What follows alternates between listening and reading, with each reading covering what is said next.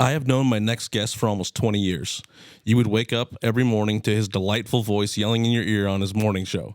He's a friend of mine and a friend of the show. Abe, thanks for making the time to be here today. Absolutely, man. Thanks for having me. I appreciate it. No problem. I am Zach Miller with my co-host Vance Neidig. Say hi. How's everybody doing? And we are touching base with Abe Schoenherr today. Abe, we've been kind of talking about this since Valentine's Day of this year, and it's finally here. Yeah. Well, and I wasn't sure, obviously with my background in broadcasting, I wasn't quite sure what direction you were looking to go. But the podcast thing, obviously there are too many podcasts because everybody's got one on whatever. But the idea of, hey, would you want to be a part of? I said, sure, man. I would love to, because it's something a little bit different than what I've done previously. But so I'm excited for it, and I'm excited to find out from you, like what drove you to do this? Because I know you've kind of had the idea of doing your podcast, but I'm just curious. We've had the idea for a long time. So Vance and I have always talked about doing our little banter back and forth about sports and stuff. But this one that you're on, the touching base one, I just wanted to be able to get. I don't think there's enough coverage for everybody in town, or even in just Northeast Nebraska. Because we're going to be doing some stuff. That Vance is going to bring some cool like ranchers on and farmers, and I just don't think there's enough coverage for. Like long form coverage for people like that, and I think the people really maybe want that. I like long form interviews. Yeah. Well, and I'm not aware, and maybe because I'm not paying attention, but is anybody else doing anything like that? The fact that if you can be local, I think that's where you'll really be successful with something like this. Is people that, hey, I know that guy, or I know where she works or what she does, and I have somewhat of a connection to that person, and I want to learn more about what they do or their background. Right, and that's kind of was the whole process for this, was that I wanted people to know more people in town. Like we get we got the newspaper and we got the radio, which you previously worked for. I just don't think it's not enough coverage of what, even like our politicians. Yeah. There's a lot of people in town that probably don't know everything that Josh stands for. Yeah. Or our council members, like Andrew. We had Andrew on, and I think a lot of people that listened to that really gave me some feedback that they didn't realize that he owned District, or they didn't realize that he owned the distillery. Yeah. Like things like that. And I think it's very interesting. People kind of like that. Which, by the way, the only thing I care about is just having more listens than Andrew. Right. That's all. I don't care. I don't care how this goes. I just want to beat Andrew. Well, so we'll pump those numbers. Yeah, we keep track of it. And obviously with us being so fresh and new. It's brand new. It's been it's kind of a struggle to market it a little bit. I don't think we can really use some of the traditional stuff in town. Like I don't really think we can use the newspaper. I don't think. But you've got to establish something too, and it takes time. I look back on. I spent 25 years basically in broadcasting and in media, and it took me a while before I ever even got to do my own morning show. It took years, and then even doing my own morning show, it took years to establish that and to build an audience, even with the help of a radio station group, website, and those other types of assets. So it is going to take some time to gain a following and build some traction. But if you're consistent at what you're doing and it's quality content, quality guests, and the topics are real and relevant, that's where if you can do that consistently, you'll get people that go, hey, this is worth listening to and worth following. Right, and I know. Oh, go ahead. Okay, I was just gonna say, what's your thoughts on so like the difference on an interview? So you get somebody comes in for a radio hit, they're there for 1 or 2 sections, so it's a bunch of really short, quick stuff as fast as you can. Yeah, and that's like we're trying to bring this where we're doing an hour, 2 hours, whatever it may be. What's your thoughts? And it just seems like it's a little bit easier. It's easier flow for everybody. You probably get a little more information, you get a little more personal, I guess, and make you feel a little more human. I think the challenge always, whether it's a short interview, long interview, a celebrity, someone who's well known, or someone who's maybe just Joe Blow, just regular, whatever, the content. And one of my frustrations, having worked in media, I got tired of doing, quote, celebrity interviews because you never got anything good. And it was so canned and so boring. And I'm not interested in talking about your latest song. Yeah. I want to talk about you, the person. I understand why so many of those people are guarded, if you're somewhat well known, because you usually get trashed by whatever TMZ or take your pick. Keyboard warriors. Yeah. But to me, I thought what we're talking about isn't interesting to me. And if it's not interesting to me, it's probably not interested to my audience. To a big percentage of people are going to tune out. Yeah, so I would rather talk to someone who's lesser known or not known and have a real conversation about real topics and real issues and just be open about it and authentic versus whatever the name is in lights and it just be so canned, so boring, so guarded.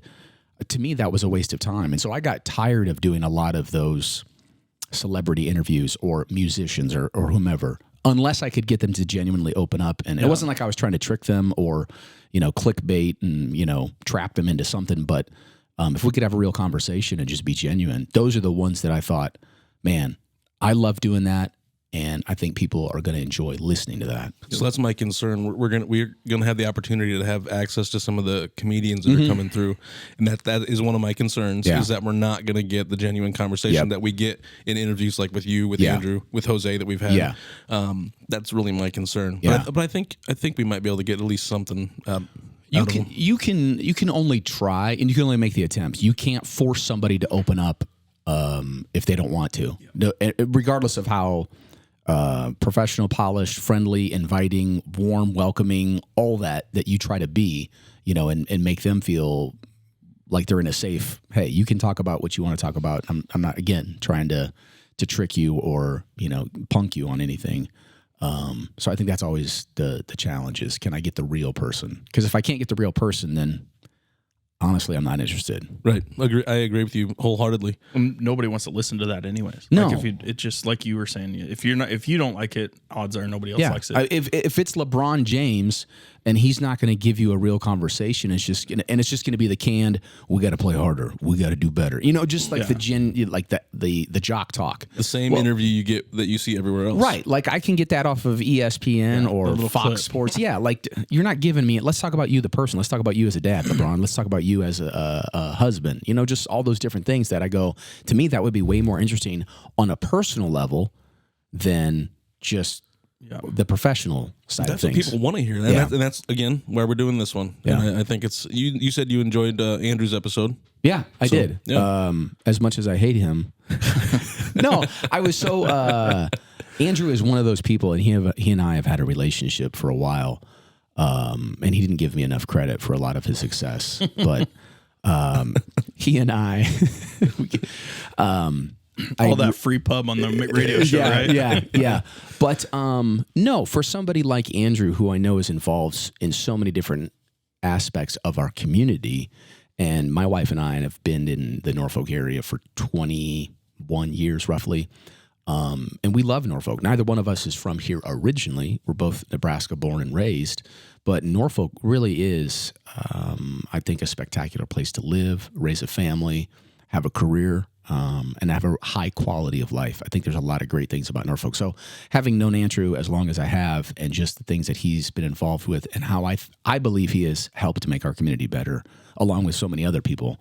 So it's been a blast to work with him on a professional level, because that's kind of how things started for he and I with District Table and Tap and the comedy shows, and my involvement with hosting those shows, interviewing some of the comedians, giving away tickets, like just that whole relationship, especially through COVID, that kind of just brought us together, and we realized how we were helping each other with what was going on at the time. That's great. That's great to hear. It's good to see people, collaborating in town to make good things. I think, and that's something that I learned throughout my time in media, when it came to advertising, marketing, promoting, which is always something that I'd done to a degree and was doing more and more of as I had a better grasp on that side of things.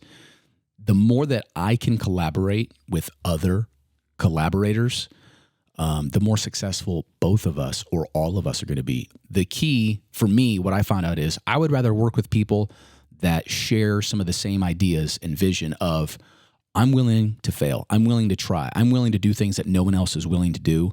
If it blows up in our face, so be it. But it's going to make us better because we're going to know what didn't work, and it's going to help us find the right thing that will work. So I didn't want to waste my creative ideas, my energy, my efforts on people who we've never done that before in 50 years of our business. Well, that might be part of the reason your business is nearly dead, because you haven't changed.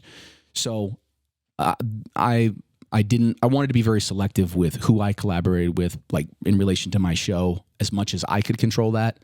Was always open to working with new people or new things, but I didn't want to waste my time on those that were stuck in the past. And I don't know what that is, so I'm not going to try it. It's too new. It's too scary. That's out of my comfort zone. Right. That's beautifully said, by the way. I think downtown's obviously getting better, and we're going to get into that a little later. Downtown Norfolk, and as you said, the city is just in a good spot where we're bringing in younger people, which is good. Mm-hmm. Keep the city going. You see all these cities kind of are starting to die. Yeah. And we're definitely not doing that. I love how many people complain about the progress that's being made in Norfolk. Because again, my wife and I, we've been here for over 20 years. And, I would say until the last 5 years, maybe it started about 10 years ago as far as the revitalization of downtown. Norfolk in a lot of ways was dead in the sense of it didn't feel like there was much to do. We were a young couple when we moved here and actually got married in Omaha. And so obviously there's a lot of, whether it's entertainment or restaurants, or there's a lot of things going on in Omaha. And then you move to Norfolk and you go, whoa, this is a lot quieter. And so in the time that we've been here, I would say the last 10 years, but especially the last 5 years, just talking about downtown Norfolk, there is an energy now. There is a vibe. People will be out, in the middle of the day shopping now. In the middle of the week. You never saw that, much less after 5 o'clock. Downtown Norfolk used to be lights out. There's nothing. No businesses were open. Nobody was going downtown to eat or shop or hang out. And now it is so vibrant. You look at just, the Christmas decorations. I'll use that as the example. It looks like something out of a Hallmark movie. Like right. You want to be down there. You want to go out to eat with your family, your wife, your significant other, your coworkers. You want to go grab a drink. You want to go to the comedy shows, whatever it is, live music. And so there is to me, a huge difference of what Norfolk used to be. Not that it was, some dark hole, pit of hell. It was close.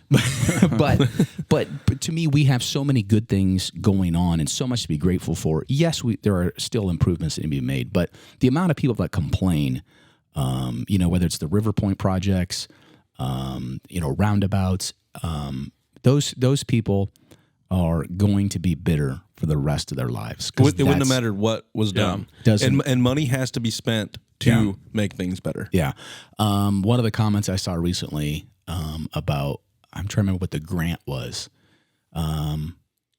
Hundreds of dollars. I can't remember off the top of my head. The recent grant that was... There was, but grant money being used to improve something in town. Okay. Well, the last one I saw was grants to improve the facades downtown. Is what I saw. Okay, that's not the one. That's not the one that's in my mind. But the point being is this was essentially grant money, and the people complaining were we should be using this money elsewhere, and clearly they didn't understand how grant money works. Yes, this for specific stuff. This is earmarked for a specific, and so it's just those types of things. People that are misinformed, underinformed, or totally not informed and just don't know what's going on, that always seem to complain the loudest. And I think that's where you have to just go, that's just noise. Ignore that noise. It's not valid. Right. And don't get your eyes off of, again, so many great things that are happening in our community. Right. So you grew up in Nebraska City, you said, right? Mm-hmm. Graduated there, high school. Played basketball there? Went to high school for 7 years. Finally graduated. I thought you looked old for your plan. Yeah. That's good. Had a couple of kids by the time I graduated at 22. Yeah. No. From Nebraska City. I've grown up in eastern Nebraska for the most part. Mom and dad, real quick. Mom and dad met in the Air Force. I was born on base at Offutt. Oh, really? So Okay. Grew up in Bellevue, grew up in Omaha as a young kid. Then we moved to Wayne. My father is also a minister. So we moved, as he became a minister, we moved a bit, grew up in Wayne for a bit. And then Nebraska City is where I went to high school, graduated high school from there.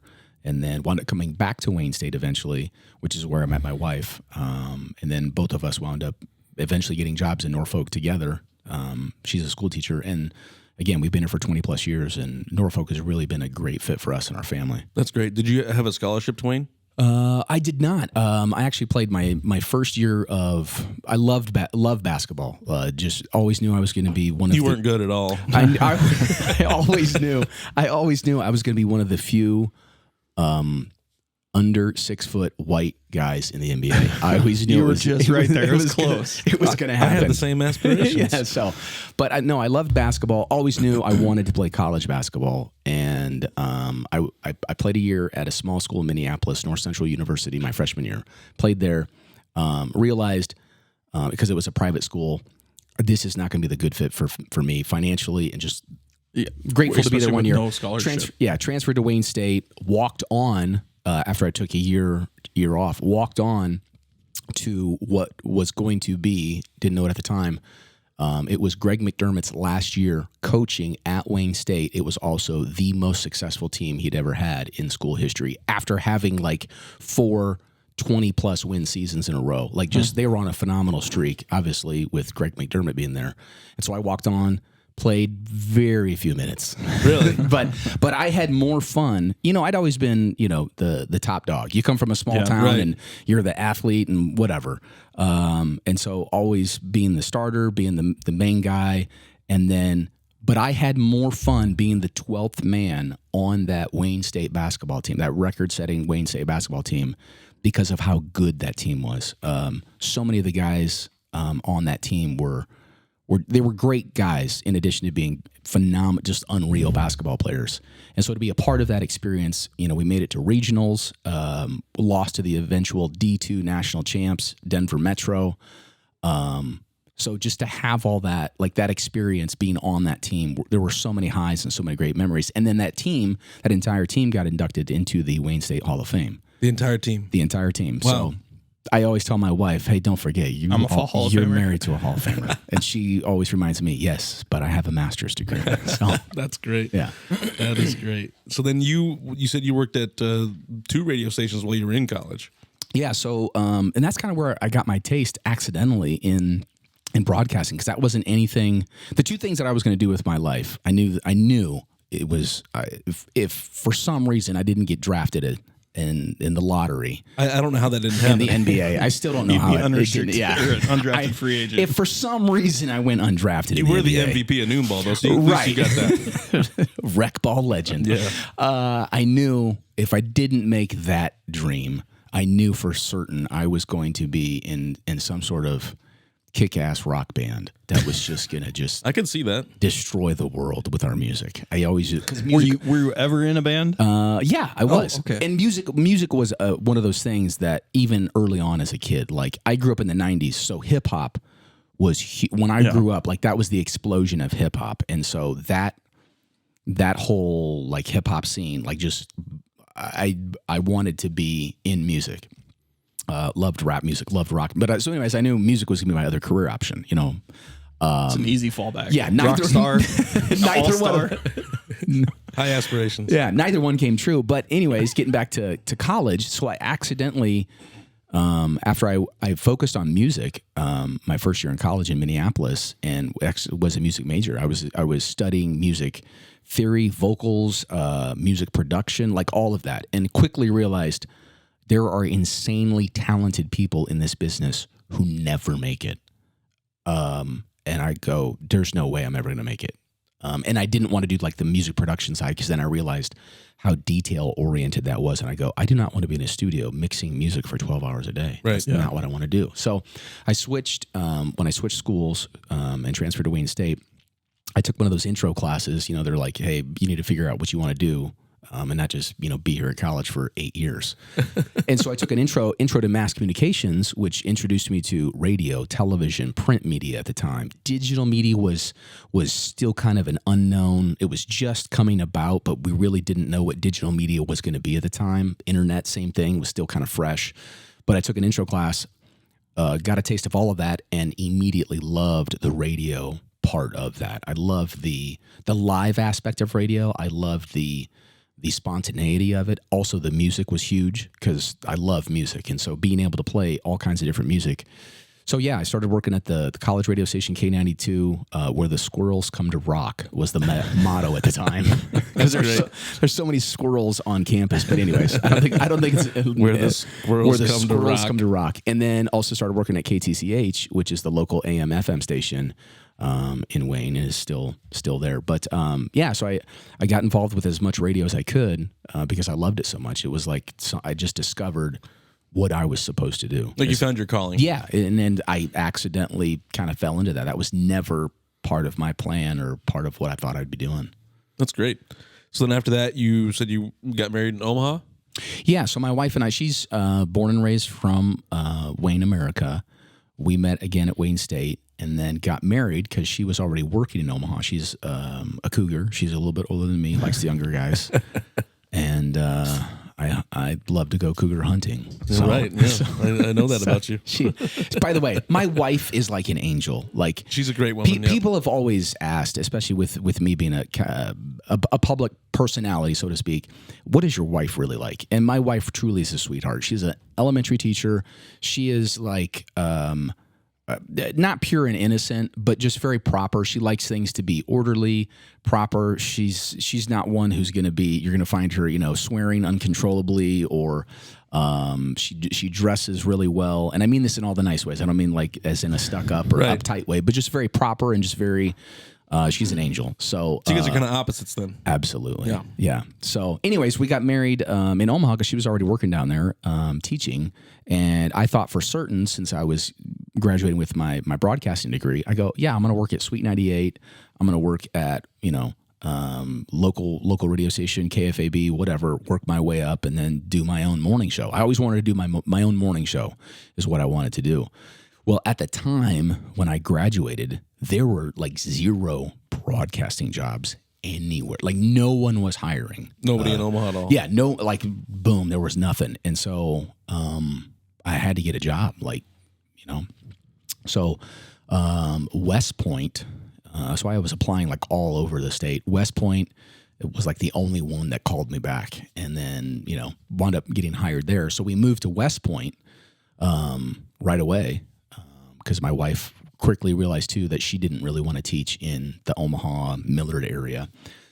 And so, moved to West Point, stayed there for a year before both of us then got jobs in Norfolk. She got hired with Norfolk Public Schools, and we've been here ever since. That's great. And then you started at 106 Kicks, right? No, I actually started US 92. So so I didn't know that. So yeah, that's something new. So when we first moved here, and I'm trying to remember how I even got that job. I don't even remember how I got that job. I mean, I applied for it. It's not like they were just, they didn't just give it to you. It's like, hey, come on. You weren't pulling Kamala Harris stuff, were you? No, but I'm trying to remember how it came about that we both got jobs here. And maybe it was because she got hired by NPS, Norfolk Public Schools, that I go, okay, you started looking. I need to find a job in Norfolk, not be working in Wayne or West Point. So anyways, yeah, US 92 was the first radio job I had here in town. But then also they had that partnership with KTIV television, right, which worked really good for me because I had a little bit of that taste and experience while I was in college. And so I look back at this now and realize how insane this was. I would work 3 days a week doing radio in Norfolk, work 2 nights out of the week doing TV in Sioux City, and would drive back and forth. Really? So I would do the 10 o'clock news in Sioux City. I didn't know this about you. I did not know that. Do the 10 o'clock news, get out of there sometime after 10:30, closer to 11 sometimes, and then drive that hour and a half back to Norfolk, and then do radio the next day. And then flip-flop and then, drive back up there to do TV at night. So, that was just but I was getting the best experience. You're getting a little bit of both. In both. And I was doing a lot of news. I was doing a lot of sports coverage, in addition to doing, radio, music and hosting a radio show. So I was getting all that great experience as a young broadcast professional, which all of that was going to help me in the long run with my career. Did you enjoy doing TV? I did. I didn't enjoy it as much as radio, but I did it for a couple of years, and I was glad to have done it. Even the sports, I didn't like it as much as I thought I would because it's so produced. TV is such a different animal teleprompters and and like there isn't the spontaneity, there isn't the live interaction like you can do on a radio show, which I always felt like not only was that what I wanted to do, but I always felt like I was good, like spontaneous and instant reactions. Really? You spontaneous? Wow. No way. And so when a lot of that, you're just not able to do that in television because of the structure of it, and also being on camera. Like, I didn't really care about that part. Like, that's a major part of TV. And if you don't want to be on camera, and I didn't want to be a camera operator or be like a copywriter behind the scenes and writing news stories all the time. And so I did it, enjoyed, again, the experience for a couple of years, got a lot out of it. But the more I did it, the more I go. And probably another big part of that was I was a U.S. bank murder trial court reporter. Ooh, so the U.S. that'd bank, be a real fun one. So the U.S. bank murders that happened here, I covered a number of those trials and was like the courtroom reporter. Really? And so that part of it, I didn't know that either. When you're covering things like that, major crimes, there'd be other crimes, whether it was in the Sioux City area, whether it involves children or sexual abuse or assault. I mean, just hardcore stuff that you just go, ugh. That probably took a toll on you, huh? It does. And I think that was a big part of it too, is covering those types of things. And then you'd have your fluff pieces and your sports reporting, which was always more lighthearted, obviously. But I think that was a big part of it, especially the U.S. bank trials. Like, I just go, I can't do this anymore. And I at least needed to take a break. Like, I never was like, I'm done with TV and I'm never doing TV again. But it was just like, this is not the route. And some people really like, I think it's kind of like the same lines of like being a lawyer or a prosecutor. You need people that are willing to do those jobs, but it takes a certain individual or defense attorney. Yeah, a crime scene investigator. Have... there are some serious jobs that you're dealing with some hardcore stuff, but it takes a certain individual that is able to do that, process that, and you have to compartmentalize that to a degree as well. So anyways, yeah, I just I gravitated more towards the radio sides of things and knew that's what I wanted to pursue. I want my morning show. I want to do a show my way. You've done a lot of stuff. I didn't realize both of those things, the TV and covering the U.S. bank stuff. That's very, very interesting. Yeah. I would like to. I don't want to go into that a whole lot right now, but maybe sometime we should. Yeah. I'd love to talk about the U.S. bank stuff because that was 2002, right? I think you're right. Yeah, because it was 9/11 in 2001, and then the year after. Because I was in junior high. Yep. When all that happened, and it was just 2 years of just hell. Yeah, I was in high school, but it was a long time ago. It's crazy. Yeah. So I did that for a couple of years, and then left from US 92. And actually went to the same group of stations that owns 106 Kicks is WJG, 780 AM, yep. And then KEXL now 97.5. So those three stations. So I wound up going over to WJG, which was a different animal for me because AM radio is very different in a lot of ways. It is more talk oriented. Yeah. Which, again, I was still early in my career. That helped me because I had to develop a lot of my verbal and communication skills versus just playing music or focusing primarily on the music. And so being able to interview, being able to talk about news topics and, again, getting out of my comfort zone with whether it was politics or local issues or opinion pieces, it really developed some of those skills along with the news writing aspect of, can you write a news story with legitimate content, not just your opinion or your thoughts, but it's got facts, it's got data. You've actually interviewed someone and done research on that topic or those concerns. Is there more time constraints on FM radio than AM radio? Like, is there more advertising or is it kind of the same? I think it depends on what the format of the station is and what the goal of the station is of the content. Right. I just didn't know if there was more time for more talking. It was just more talk oriented because there was no songs being played. Yeah, and that was the focus, of that station. It still is. WJG is still a news talk format. So I think, that's driven by who are we trying to reach? What type of audience are we looking to get? The one question I always wanted to ask you, and I'm sure we had one at one time, but there is no AM radio news show based out of Norfolk, right? There's no talk show on. I'm not. I know that conversation has been had, but it takes the right person, and this is another thing. You have to have people that are willing to come on and talk about the issues. And I think, unfortunately, not a lot of people are willing to do that. I'll use my show as an example. I would, during COVID, I would not daily, because that would have been stalker-ish. I called either Dr. Thompson, Norfolk Public Schools, Principal Impinson, Ben Reese, the athletic director. Who else would I talk to on a frequent basis during COVID? There were some other staff and administrators with Norfolk Public Schools, because I wanted to know what's going on, what's the latest, and I want it from you, because I don't want social media, I don't want to hear it from someone else. I'm trying to get the best information possible, so I need to talk to the school administrator. I need to talk to the superintendent. I need to hear it from you so that I'm sharing legitimate information. I don't want to be giving my audience my opinion or hearsay from anybody else on COVID and what Norfolk Public Schools is or isn't doing. But wanting to get that information correct. My point being, if those people aren't willing to open up and be on my show because they know there's going to be blowback either way, there's no show. There's no show.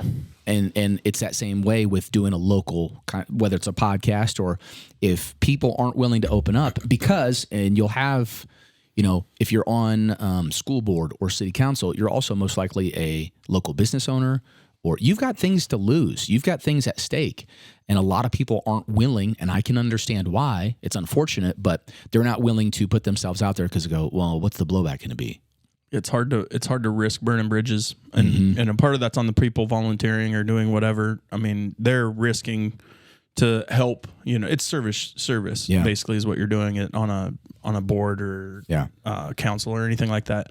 And a lot of people will just take it personal. So, well, you don't like what they do publicly as a servant, and then I'm going to go destroy them in their private lives. And it takes a special person to, I don't really care about that, type of thing. Yeah. But then maybe we need to fix the culture and we need to not be doing that to people, and just realize, hey, everybody's human. Everybody makes mistakes. You know, you're going to alienate 50% of your people basically, no matter what you do.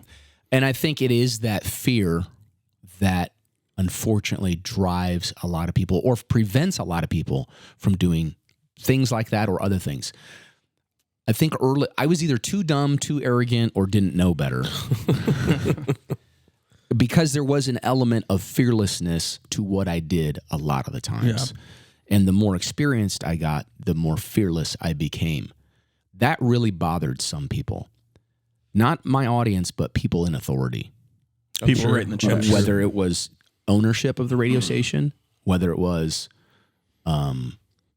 local school administrators, people in positions of power and influence. I know, because of how many comments, feedback, privately and publicly, I had plenty of meetings behind closed doors and so I knew that. But I also knew the risk is, if I'm not willing to talk about these topics and be genuine with these topics, I'm doing myself a disservice and I'm doing my audience a disservice. Because then again, you're not being real to yourself. And I'm just doing what's safe. Instead of are you willing to be the one who, I'm going to step out on the ledge? Nobody else is. Yeah. And one thing that comes to mind right away is David Kitchener, the comedian. He got popped for two DUIs right before the Great American Comedy Festival. I was the only local media presence to talk about it at all. Wasn't in the paper, wasn't on News Channel Nebraska, wasn't on any other radio station, website. No one else even reported it. Yeah. As soon as and do you know where I found out? I found out on Yahoo. So it's already all over the internet. It's not like this was, secret knowledge. Right. And when I found it, I go, how come I haven't heard about this? Right. He's the headliner at the Great American Comedy Festival in less than 2 weeks and just got popped for his second DUI. Right. In like a matter of weeks. Clearly the guy has a problem. But I said, now, how come we're not talking as a media? That's our job, is to report the news. That's news. You don't have to give your opinion on it, but you got to let people know. So one of the things I said is, where's everybody else at on this? So what if he sexually assaulted a woman? Would you mention that, or would you not mention that? Would he still be coming to the Great American Comedy Festival if he molested a child? Right. Take your pick of whatever the crime. He committed a crime twice. Right. And you're not mentioning the fact that he committed a crime? And that's where I said, and this is what I said at the time and repeatedly. I've got nothing to hide. What are you hiding? US 92, News Channel Nebraska, Norfolk Daily News, who is my parent company. I commend you for doing that. I mean, that's what we're trying to do with this podcast too. Is get things out there. But that also came at a cost. I'm sure it did. And people don't. They either don't know that it came at a cost or don't care. Don't care.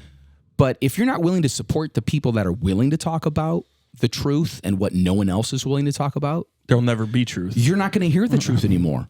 Yep. So that was a great lesson for me, and it wasn't like I was trying. Once I found out that everyone else was trying to keep it a secret, that pissed me off. Yeah, I kind of remember little That's bits crazy about they were it. actually trying to keep it a secret. Oh, yeah.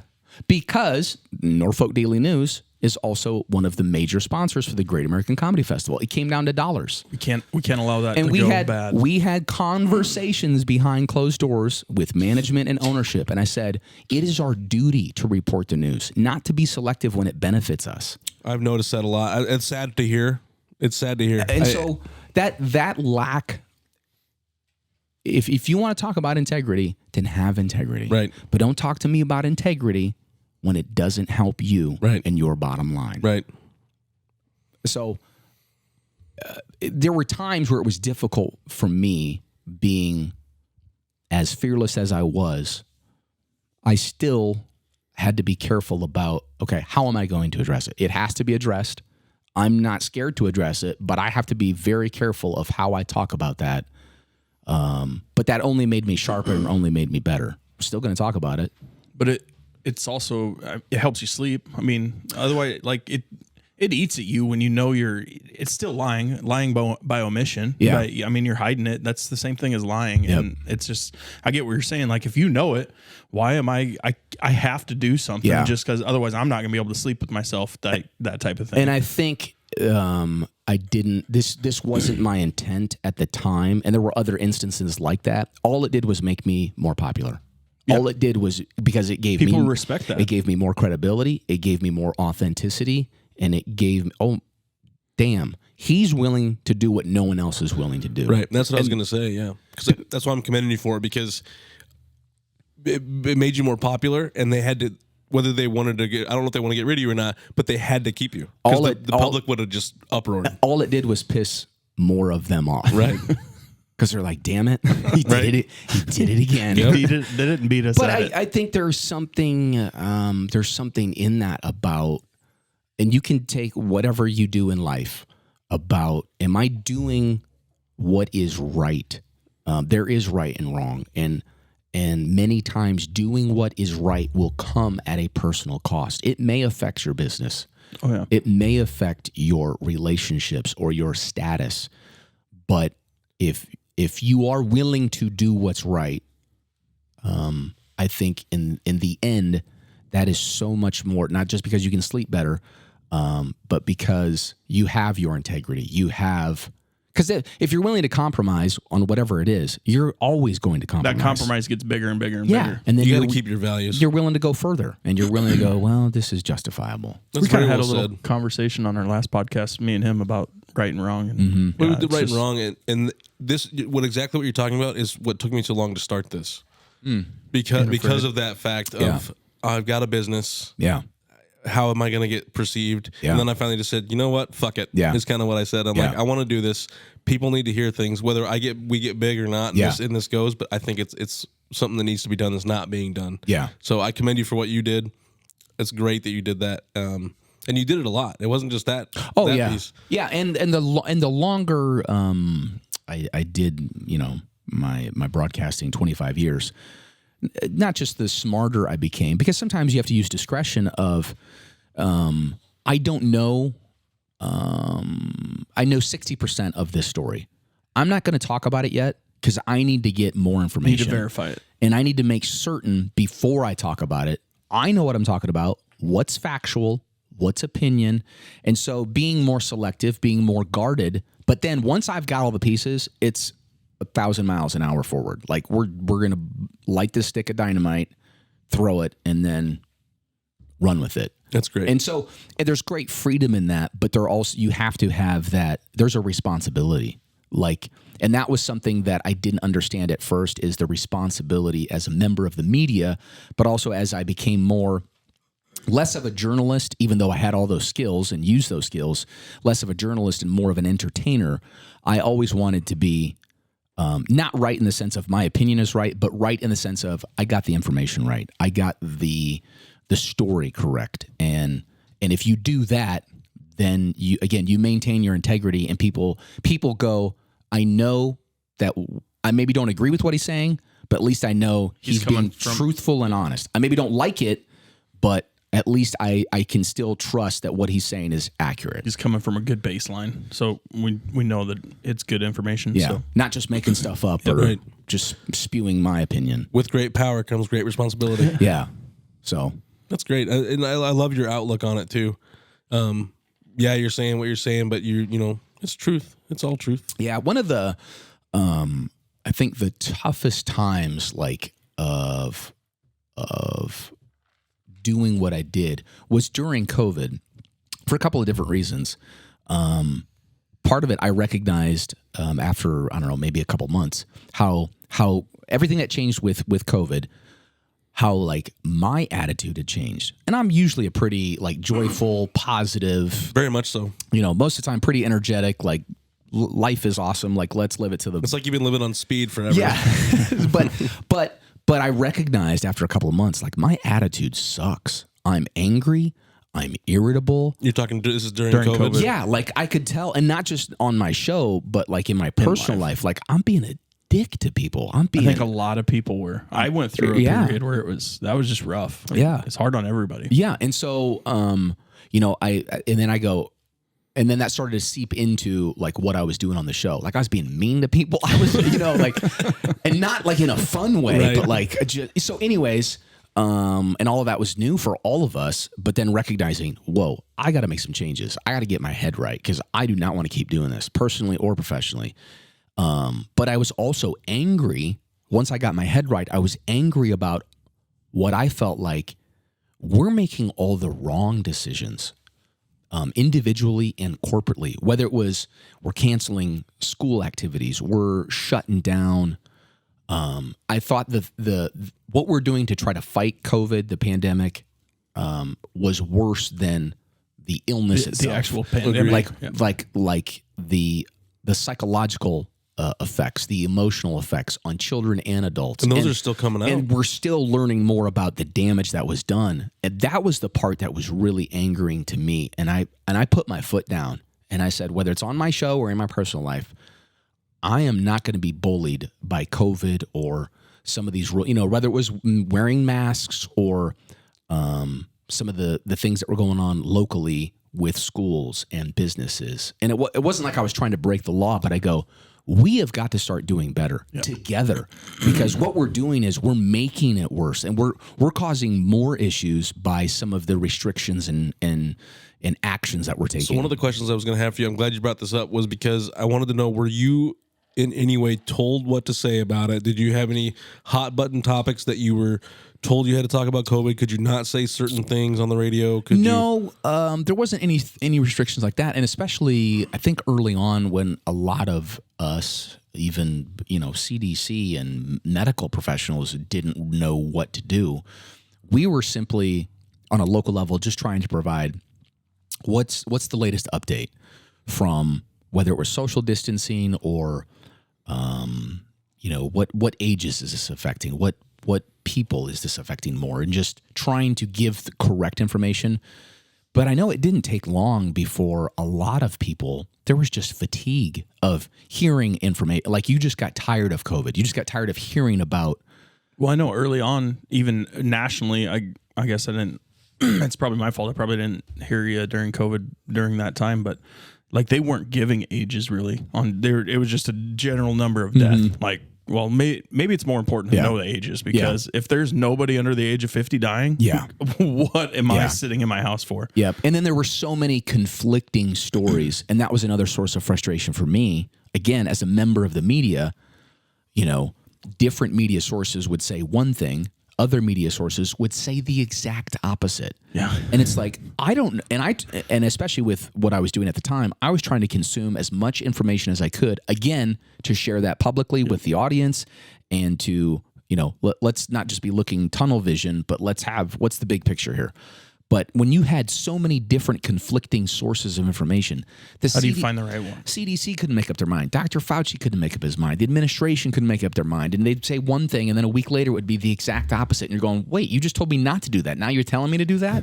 And I know you're that type of person to do a lot of the research, and we talk about this on our other podcasts, Useless Assumptions, that we always try to make sure we get both sides of the story. We're not looking at one source of information to make sure we're going to give the right information, like you said. Yeah. And it's just crazy that not many people do that. So it's great to hear that when you were giving information, you were trying to get as much information before you gave it out to the public. And a lot of that comes down to laziness. Is people are too, and it's not like it's extremely difficult.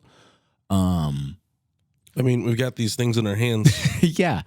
But trying, I think that was another reason why I was able to do what I did for 25 years is because I was willing to do things that the majority of other DJs or radio shows were too lazy to do.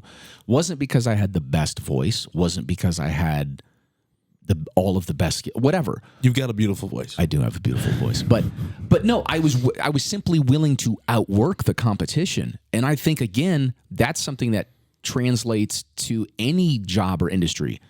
Simply by your hard work, you're going to be better than 85% of the competition if you're willing to work for it.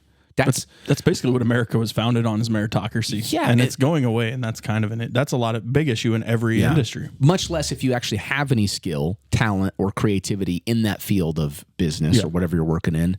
So for me, it was always about I treat every day is the Super Bowl. Every day on my show is a Super Bowl. I am preparing every day. I would do the prep. I would do hours of, I'm looking for the stories, whether it was something funny, entertainment-wise, it's news, it's hardcore, it's local, it's national.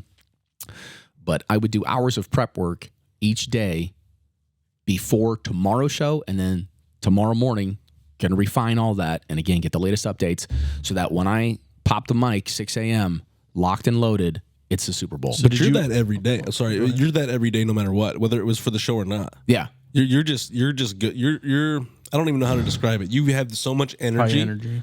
It's nuts, and you project that. Like anybody around you, if they're not having fun, then they've got a problem. Yeah, something wrong with it. And I know that gets annoying to people, even like whether it's my personal life or professional life.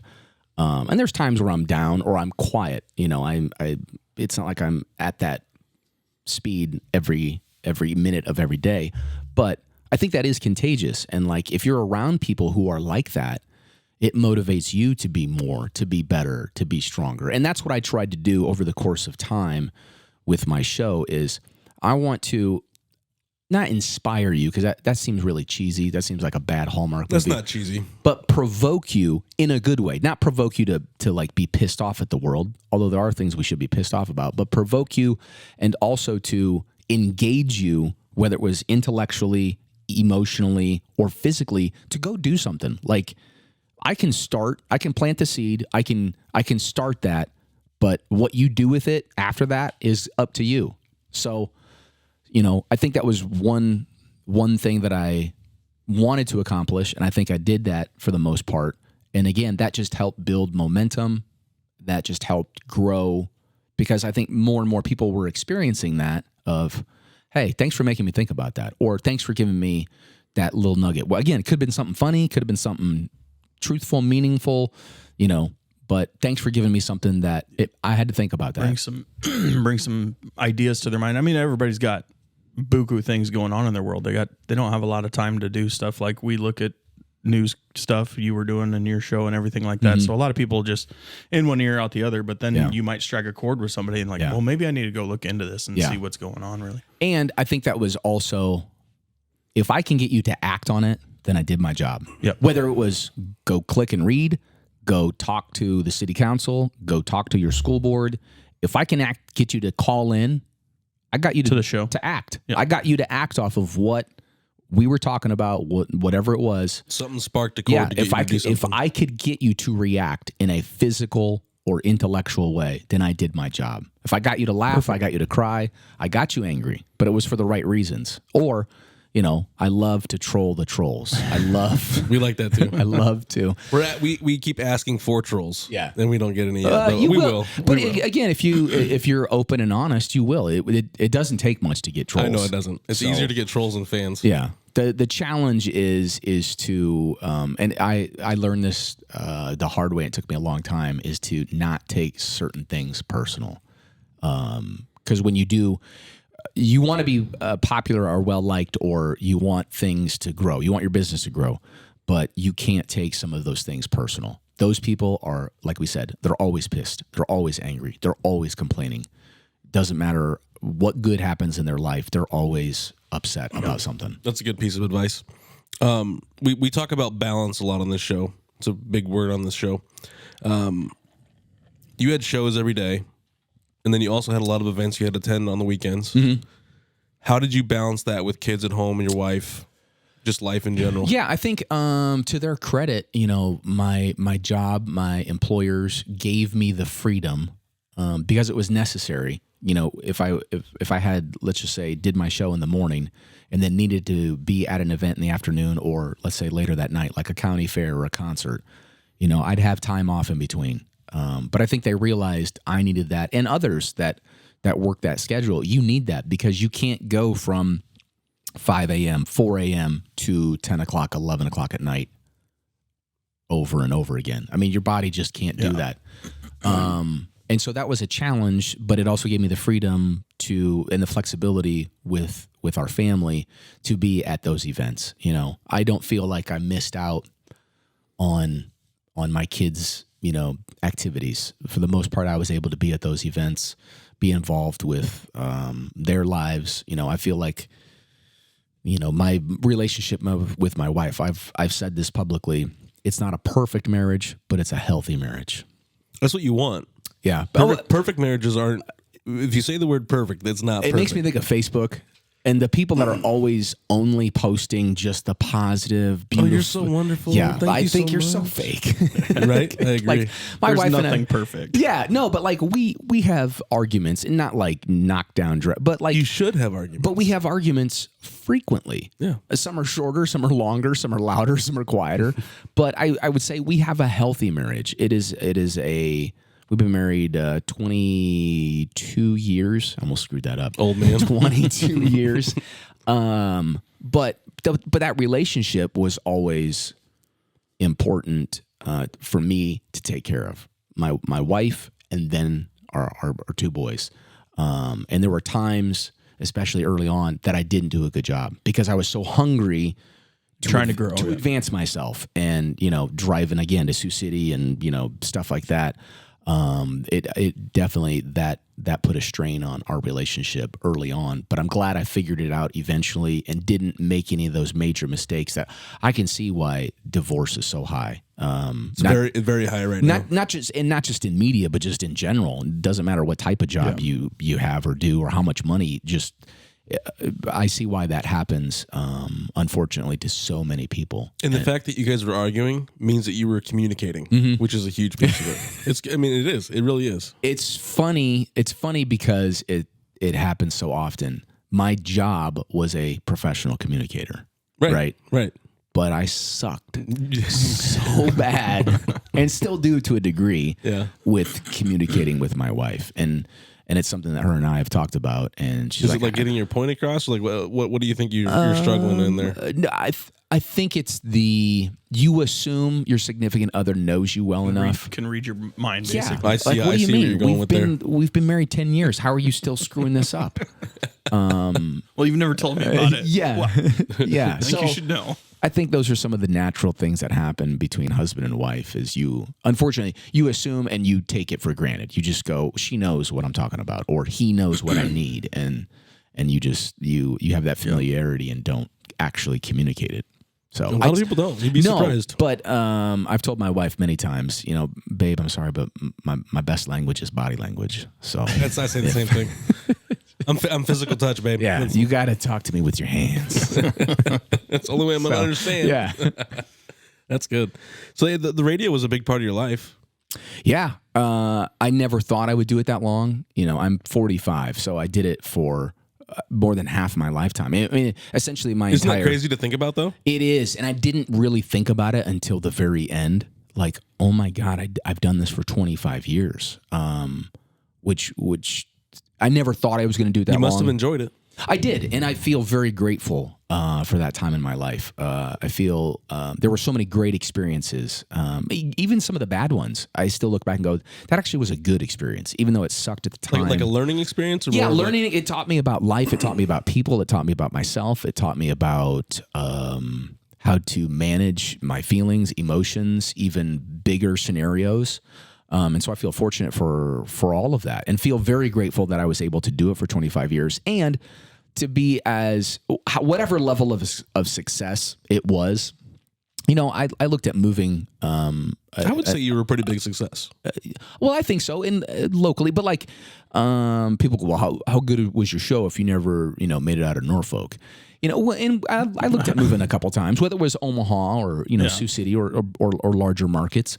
But the satisfaction I got out of doing the show wasn't based on how big of a market I was in or how big of a town I was in. It was, what am I doing on the show? And I knew, for example, if I were to go to Omaha, I knew there would be certain things I wouldn't be able to do because they wouldn't give me the freedom. And the more that I contemplated that, because there were a couple of instances in particular where like we were seriously contemplating moving, I go, do I want to sacrifice the control and the freedom to do what I'm doing now just to make more money but not be able to do the same type of show? And then I go, I don't want to do that. I would rather have the freedom and the control and do what you want to do. Yeah, and make less money. And that was I had to contemplate that. I had to think about that. So no, and again, because the quality of life that we have in Norfolk was so good, my wife and I had that conversation. It would take a lot for us to ever leave this town. I still don't have any plans of leaving Norfolk. But my personal success, and I think this is where we get it wrong a lot of times, is we go bigger is better. More is better. Whether it's money, it's benefits, it's my house, or I think that's a mistake that we make a lot of times. Instead of going, why am I not satisfied? Why am I not grateful? Why do I feel like I've got to have more? And so finding that happiness and contentment and going, that's enough. My house is paid for, or my car's paid for, or I don't always have to have the newest, latest, and greatest. And finding joy in what I was actually doing. And that was, for me, yes, I like money, but money wasn't the motivator for what I was doing. I wanted to explore all those places you weren't supposed to explore, and the things that you weren't supposed to talk about, whether it was homosexuality, it was religion. I mean, I broke as many rules as I could possibly break when they teach you in broadcasting. When they teach you in broadcasting of don't ever bring this up on your show or don't ever talk about this, and I go, that's dumb. That's exactly what I want to talk about. Talk about it. That's how you get people to listen. Yeah. You got to talk about the things that are like, if somebody's just listening to the radio at work and they just have it on, you say a key word and they're like, whoa, I might actually listen to this. Yeah.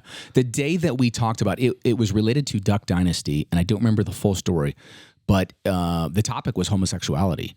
And I can't remember the full story about, it was something that happened with one of the Duck Dynasty guys. And I can't remember if it was an interview they did or something that happened on the show, but it inflamed a lot of the conversation about homosexuals, gay lifestyle, just that whole topic. And so, here I am going, okay, how am I going to talk about this? Because Duck Dynasty had a huge tie-in at the time because of TV and because to country radio, country music. Like, I'm like, you have to talk about it. If you don't talk about it, you're missing, like, it's like not talking about the Super Bowl the day after the game. Right. Like, what are you doing? Right. But I go, this is Northeast Nebraska, super conservative for the most part.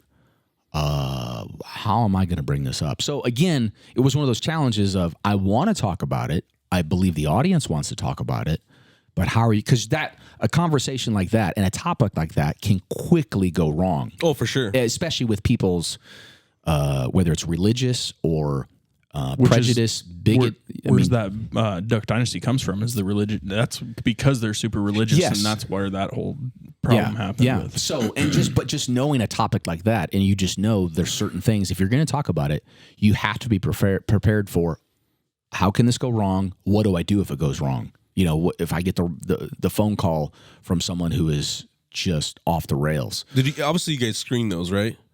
No. Like, they weren't screened at all. From what I loved about my show, I mean, I don't know how many people know this, but those phone calls, almost all those phone calls were live. Occasionally I would have recorded phone calls, but a lot of what I did was live for the very fact of I didn't want it edited. I didn't want it produced, which is what you get a lot of the times from any media source. I wanted it to be raw, unedited. Even if it sounded less polished means more authentic. Agreed. Yeah. And I thought that was always more valuable. Whether I'm making the mistakes, you misspeak and say something or fumble your words, that's more authentic than it sounding clean, professional, produced, and there's never any mistakes. And you have to balance that. But no, almost, I don't want to say all, but the majority of phone calls and interactions with callers on my show just directly into were your live. board. Yeah, and just there was no screening them. Sometimes I might have caller ID and know who's calling, but a lot of times I'm taking that phone call cold, going, "Good morning." Like, what's going on? Yeah. Did you ever have any fines or anything from the? Never had fines, or there was one F-bomb that I ever had. I was going to ask that. Ever had slip through. There was one. I'm trying to remember if he didn't say that effing bitch, but he said, and he was pissed. It was about Jason Aldean and allegations of cheating. Oh, jeez. Yeah, and he clearly, like, this dude, either his wife had cheated on him or his girlfriend or whatever. Like, you could tell, like, something had happened, and I was like, boop, we're done with that phone call. Like, but I always liked that that element of not just danger, but you never knew what was going to happen because it was live. And I think that was a big attraction for the audience as well. Funny stuff, weird stuff. Sometimes it was emotional. And I'm not like an emotional, like, sappy person, but there would be times where stuff would come up and I'm like, you could feel it. Yeah. And I'm not a crier in that. I'm not afraid to cry, but I just don't cry. People would be talking about something, they'd open up, whether it was about their kids or a health issue, and you were just like, oh my God, I got to take a break here. Like, I'm getting emotional, and I got to be able to be a professional and still run the show. I got 2 more hours left. Yeah, but I think that was what was something I noticed throughout the years is the authenticity, but also the intimacy that you could have with people. By being live, by being real, by being raw, by being authentic, and the connection you could have. And that was another thing for me that drove me for so long is the connection I felt like I was making with so many people on a personal level and on a larger scale of building a following, building an audience. And I love that. And I'm grateful for it, and I'll miss it. But I was ready to move on, and going back to what you said about somebody saying you should move to Omaha, or why didn't you ever leave Norfolk? Yeah, I think people forget how wide of a range that WJG 106 Kicks actually has. Big area. Yeah. And I think people forget that about Norfolk in general. Yeah. Like we also support all the surrounding communities within 30, 40 miles. Yeah, Norfolk really is a hub because we are geographically isolated. In a good way, in a lot of ways. You've got Sioux City an hour and a half away, Omaha's 2 hours, Lincoln's 2 hours plus, and then there's really nothing out west, unless you're going down to Kearney or Grand Island, which again is 2 hours plus. So, and then you've got all that, north central western Nebraska, that there's nothing else out there for major hubs. So that was another big part of the reach of our station and our audience is being able to talk to people that were 2 hours away, and you're like, why are you listening to this show? And you're like, there's nothing else out here. Yeah, they're like, there's nothing else out here, but we love it, blah blah blah. Like, you would joke around about that, like, you guys got nothing else to listen to except for the res, But they loved your show. Yeah, and so it was, I was always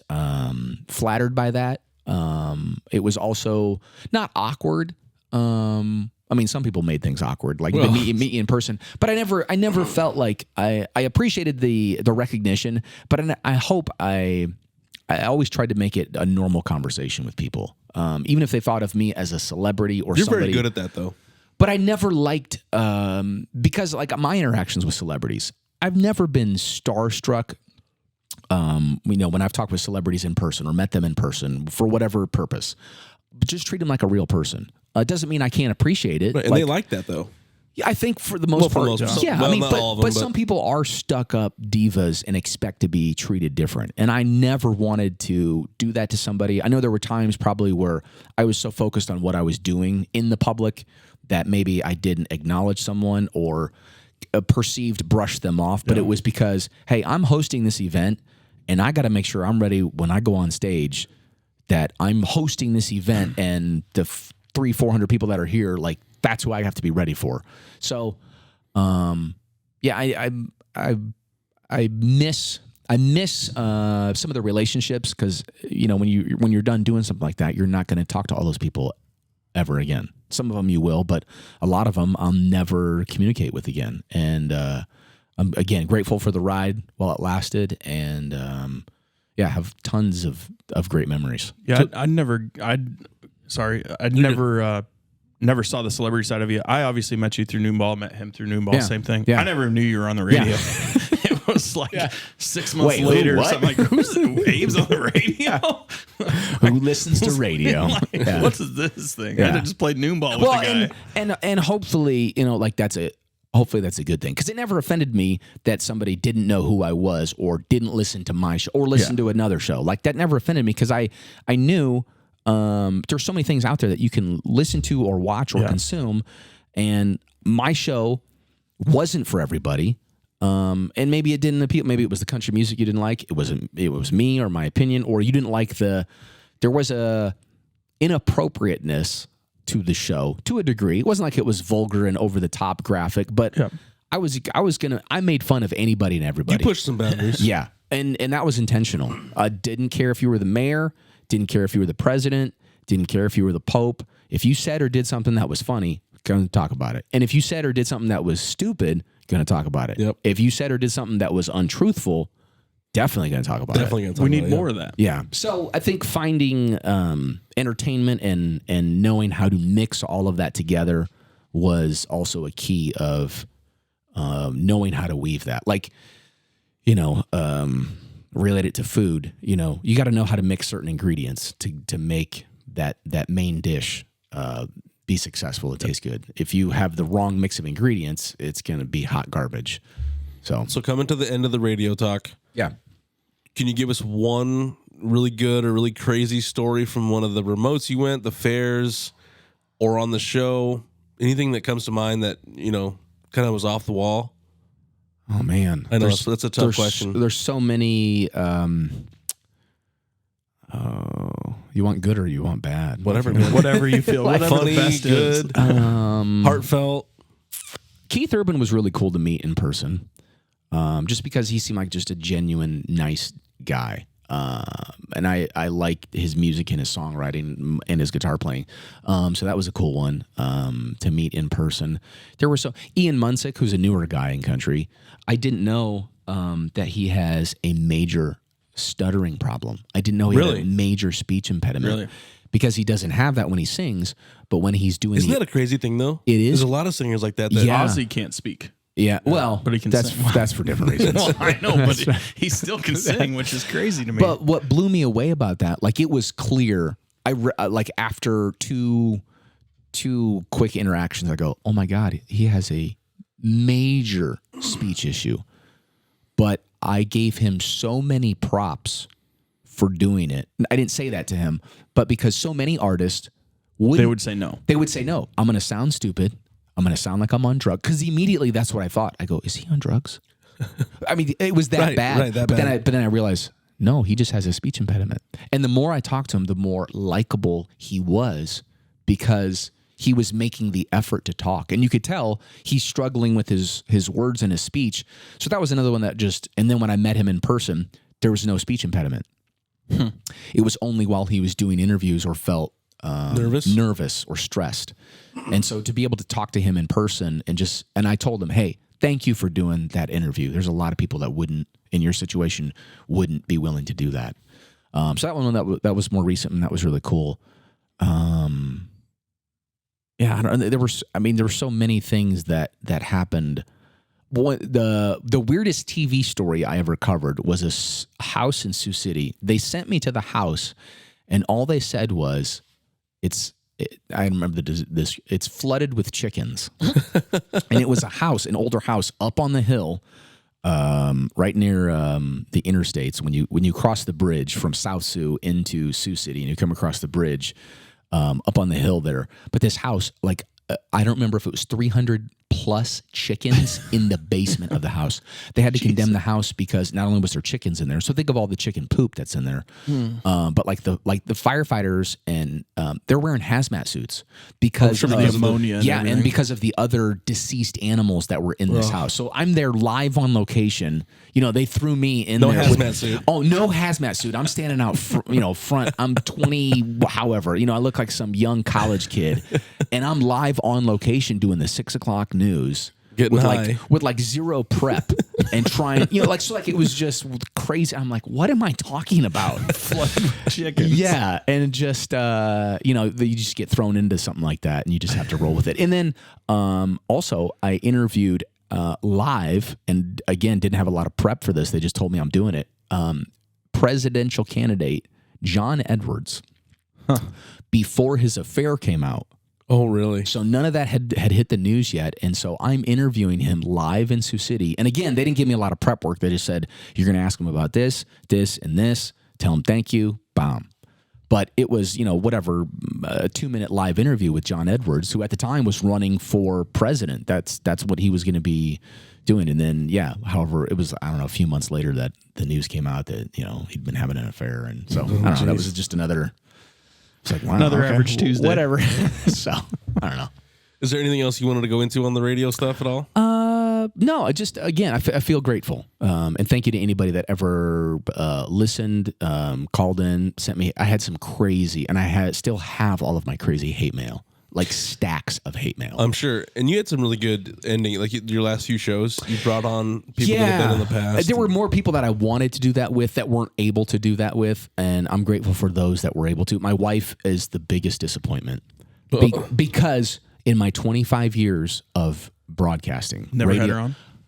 She came on the final day, and that was the only. That. She never called in. She never emailed in. That's kind of her personality, though, right? And I have to respect, and this is what I always wanted to is respect my wife's privacy and my family's privacy. I always wanted to make sure.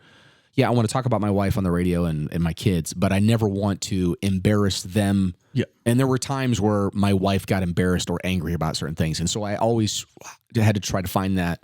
I don't want to share too much. I want to be a real person and not act like I'm single and don't have a family at all. Right. But she was so good the last day that I did my show. And so many people go, oh my God, how come you didn't have her on more? I said, I tried. It was really good. It was really good. But so just thank you to everybody that was a part of that experience. That's great. I'm going to take a quick pause, take a little pee break, and then we'll come back and we'll get into the rest of it.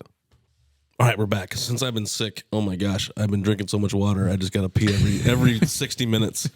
Thanks for getting old, and thanks for getting up to do it. I mean, I appreciate. I thought about getting a catheter, just putting it around to the desk. What is that noise? Yeah, right. Or what's that smell? Probably, isn't it? But I know we already talked a little bit about downtown, but I kind of wanted to get a little more into it. We didn't really discuss some of the stuff that's down there. With how things have been added, and it's been a slow process. Mm-hmm. But now we've got 411. We got Fenders. Danny's done a great job with both of those places. Andrew with District. We got Divots down there now. We've always had the Harbor. Andrew and Rochelle Mateo. Ryan Mateo partnered on The Office, revamped that a little bit. It's just such a great. They got the Boathouse. We got Norfolk Pizza. We got Napoli's. We got MJ's Fifth Street's Gelato. still there.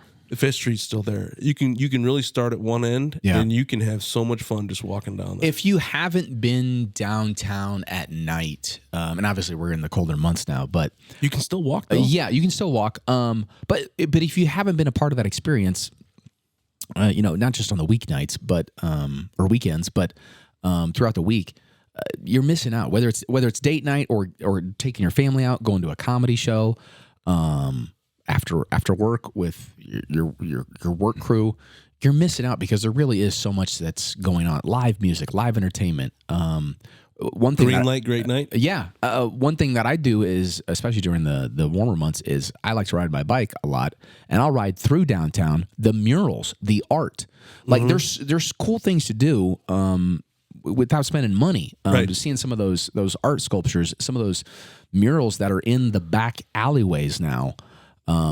And I know I think they still do this, that walk through tour or walk around tour where you can visit different restaurants, check out the different art sculptures, and then you get an appetizer or drink at 5 different spots downtown. Like that's an event like to go do with a couple of buddies, or take your work crew out. So that's great. Downtown is the hub. I know of more. Just a couple of businesses that I know that are trying to move downtown. There are already businesses that are established in town, but whether it's retail or restaurant, they want to be in downtown Norfolk. They're not currently, but they go, sheesh, if I could just get my business down on Norfolk Avenue or Madison Avenue, the juice stop now. Yep, that's on Madison. I forget about that one. So it also feels like downtown is expanding and growing because you're getting businesses more off of Norfolk Avenue, which is great because it just helps. That's what Jose talked about. He just bought the Max. Yeah. So he's going to put the restaurant in there, and it's going to expand. It's going to go a few more blocks. Well, there's only room for about the next block over. Yeah, and I feel like I think all of it feels safe. Very at night, and because there's more people, and because things are well lit. They're inviting, again, like the Christmas decorations, but even what some of the businesses are doing out front or behind their business, because they have a rear entrance from the alleyway into their business. So it feels like you can go any of those places and not feel this is sketchy. Should I be here? We love parking down at Fender's. I'm a big proponent of Fender's. I love going there. They have great cocktails. We park there, have a couple drinks, then we'll walk down and either have dinner at 411 or go walk down to District or go walk down to Divots, and it's a great time to and then we walk back, we go to the harbor, we go to the office. It's great. It's so good. Yeah. So if you haven't done any of that stuff, you're missing out. And if you don't live in Norfolk, it's worth coming to Norfolk for sure to experience some of those things. And there's places to stay down there now too. Yeah. Yeah. That's a big one. I haven't been inside the hotel. The River Point Inn. Yeah. I haven't either yet. But there's that, and all I've heard is good things from people that have stayed there, the comedians and others. Usually, if Donna's doing something, she's going to do it right. Yes. I mean, and their mural on the backside, like that's just what's so cool. And I wonder how many people have missed out on a lot of those things because they never think that those places have anything to offer. Like just go walk through the alleyways on either side of Norfolk Avenue, and you've got 6-7 different murals just alone, in addition to what those businesses are doing. There's been a couple TikTokers from Lincoln that have come and stayed there and then done TikToks with downtown Norfolk. It's kind of cool that it's attracting more people. Yeah. And, I think there's a healthy mix of types of businesses. There are a number of Hispanic restaurants and stores. The stores, the Hacienda. Yeah. Leon's. El Rodeo, and bars, restaurants. So just depending on what you want to do, and then even retail. Like if you want to shop, there's some great retail places downtown. A to Z Vac and So moved down there. It's a good place. I mean, I love to shop for vacuums. Nothing more that I want to do on a Thursday night than suck. They got some good sucking. And there's a lot of boutiques. You're welcome for the commercial, by the way. Hey, thanks. Appreciate that. We suck. We suck. We suck. A to Z Vac and So. We suck. You suck. Yeah, downtown's good, and it's probably going to keep expanding. Yeah, further. Would that be further east? Once they get all of the Riverwalk done, that people love to complain about. Yeah, once Alco gets torn down. What I can't wait for, because it already looks cool. Like if you've been by the First Street roundabout, which apparently, according to social media, is a death trap. Multiple lives have been lost already. Thousands of children. Thousands of children are homeless now because of that First Street roundabout. This is going to get me canceled, but I'm okay with roundabouts because it makes people slow down. I think it's faster. I absolutely love the roundabout up on Skyview. Yeah, my biggest complaint was that they turned Brosh, put four-way stop there by the VFW. Yeah, it's the worst. if you know how to run a roundabout, roundabouts are awesome, but some people just that's the problem. That's what people get frustrated with. And this is on, if you live in Norfolk, it's your problem now. Like, we've had them in Norfolk long enough now. You should know. If you can't figure it out that's on you. That is not on the city. And so I get it when some people, they complain about it on social media because I'll get behind somebody that isn't doing it right, and it may cost me 10 seconds of my time. But it stopped inside. Lose my mind over that. They're waving other people in while they're stopped in the roundabout. You go. No. You none of us can stop it. The first one was 25th and Benjamin, right? Yeah. Wasn't that the first one in town? I think so. Yeah, and then they went to the one on 7th and Paz Walk. And I then, like them. I don't but know. it tells me it helps me locate you as a person, right? Whether or not you can handle a roundabout. Yeah, I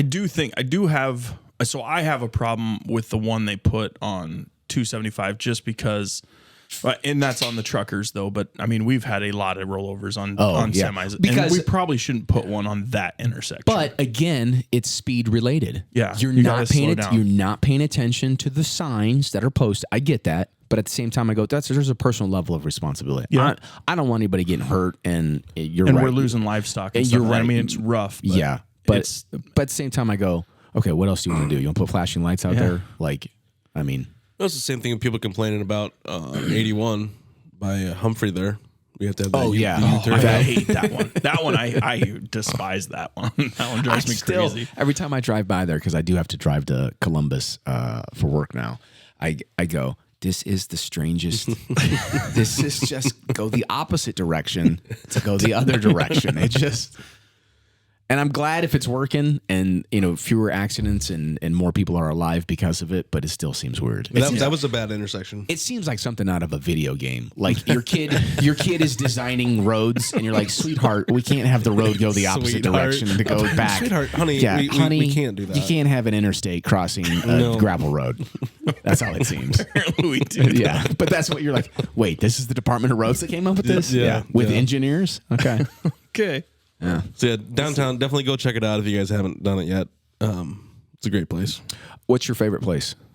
Fenders. And will you get anything to eat there? Yeah, they have food there. I know they have food, but we get stuff to eat there. Okay. And a lot of the reason, so we get like the baked goods there. So like my wife and I'll go there. Yeah. We'll bring in the kids and we'll get some baked goods in the morning. Get some coffee. You guys ready to make people mad? Yeah. What do you think is the most popular restaurant downtown? Like popular from everybody or mine? Now, do you have this? No. I don't have numbers to back this up. But if you were to say what do you think is the most popular restaurant? I would probably say Divots. If we're just going just restaurant downtown, I would say Leon's. Okay. Neither one of you said what I think it is. What do you think it is? Or District? I think it's District. I was gonna say District, but I consider them more of a bar. I thought that was the obvious answer. But I don't know if that's true. I was going to say that, but I'm only going off of trick on No. I'm only going off of personal observations. Yeah. I would say they're the but I don't know that. So I kind of see where you're going. I'm thinking anecdotally too. I'm thinking District's busy. My parents they're Black? Divots. No, they're Divots. Yeah.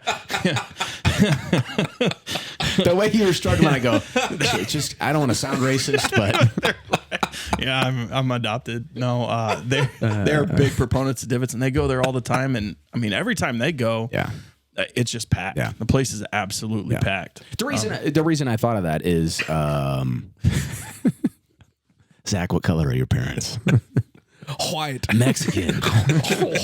White. Yeah.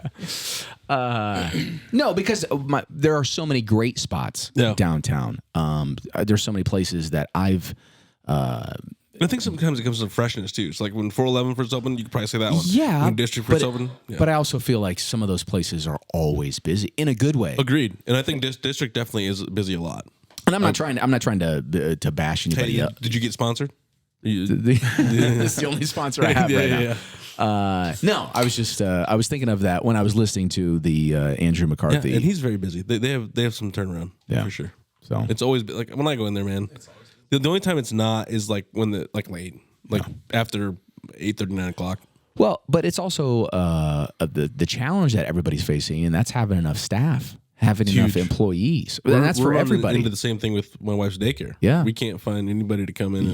Tell me about it, man. We have that issue. I mean, I'm sure you do. Everybody, it feels like, not everybody, but many businesses don't have enough quality staff. They got pretty good ones at District. Basically, everybody downtown's got pretty good staff, and I think that goes back to what we were talking about. Is everybody wants to be down there, and so I think it's easier to get good staff down there than it is some of the other places. But I also know, I think Donna at Divots, and I know Andrew, and I know Danny for sure. They're paying them more than some other restaurants. There's more.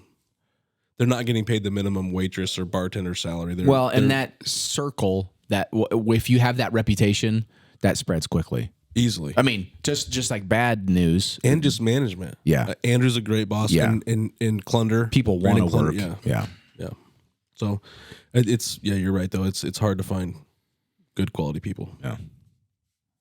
I don't like that right now. It's everywhere. I don't see how that is going to change though either. Here's what I think is going to happen, because the separation has been happening.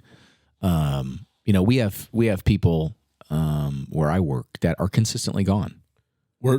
Consistently gone. Like, you can't work a full week ever. Yep. There's always something. And there's usually a couple of days a week you're not here the whole day. But the separation has happened, and it's happening more. So the people that are willing to grind, drive, and again, just be hard workers are getting further and further ahead. And the people, and I think a lot of this was... it started with COVID during the pandemic, and it's only gotten worse. Those people that want to put in the bare minimum, just get by, feed off the system, get as many freebies as possible, are going to get further and further behind. So my question is, besides COVID, so now we're 3 years past, almost 4.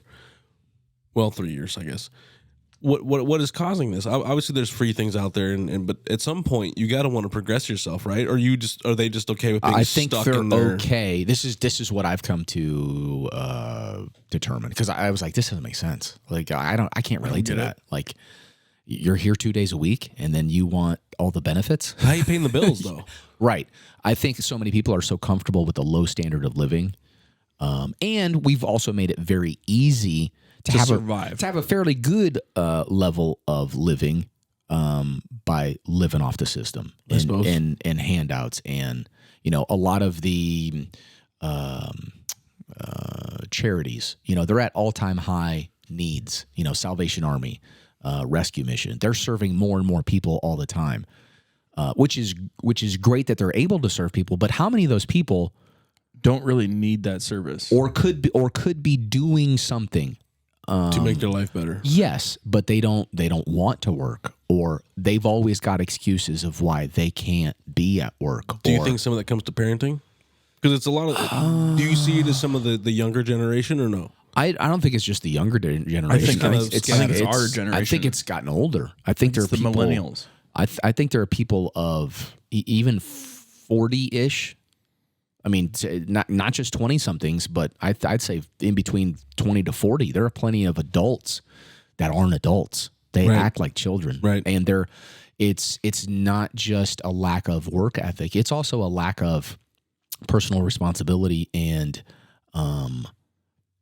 maturity. That these people, emotional maturity, you lack emotional maturity. Someone says something to you about, hey, I need you to pick up your trash at the end of the day. And they just have like a meltdown. Right. Like they just go into this dark hole of depression. Right. And Zach yelled at me. No, Zach said, I need you to take out your trash at the end of the day.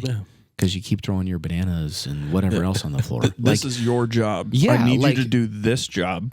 I will help you when I need help. I'm not going to do your job every single day for you. Yeah. I just need you to try. Yeah. Just give me an attempt. Oh, I can't do it. Yeah. You're just always mean to me. Yeah. And so I don't know if that's emotional. I don't know if that's psychological. I don't know where that the fragility. You are so frail. You're like a dry leaf. You crumble. Yeah. I mean, like under any kind of love pressure. But I agree. You can't tell those people, no matter how nice you are or how. And I know this from personal experience. And I'm going in my head. I'm going, oh my God, how are you going to make it in life if you're this fragile and this frail? Yeah.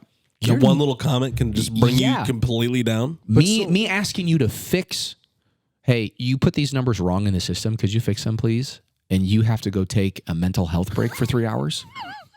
Safe space. But like that's real. It is real. I know it's real. Okay.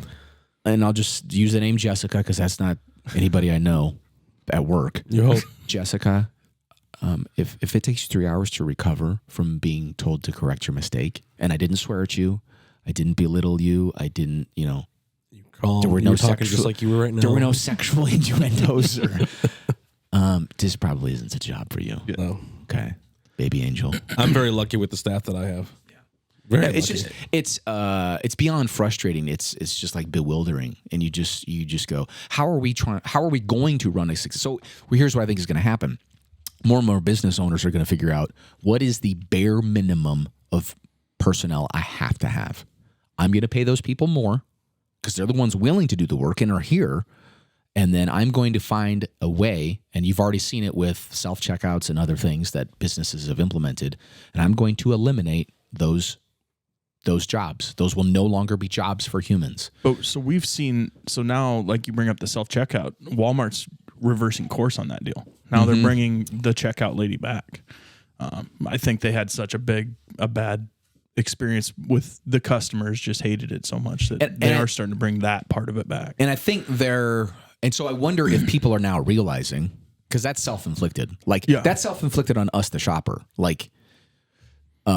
So I wonder if some of that is going to start reversing. But as far as people showing up for their jobs, until we make it painful for people to not work, and as long as it's comfortable and I can have a cell phone and I can use my EBT for steaks, I can go play video games and Keno and my cigarettes, got my beer. Yeah, got my YouTube TV and all the other perks and benefits and that I think I'm entitled to. Well, why would I ever want to do more? That's the big thing, is the entitlement thing.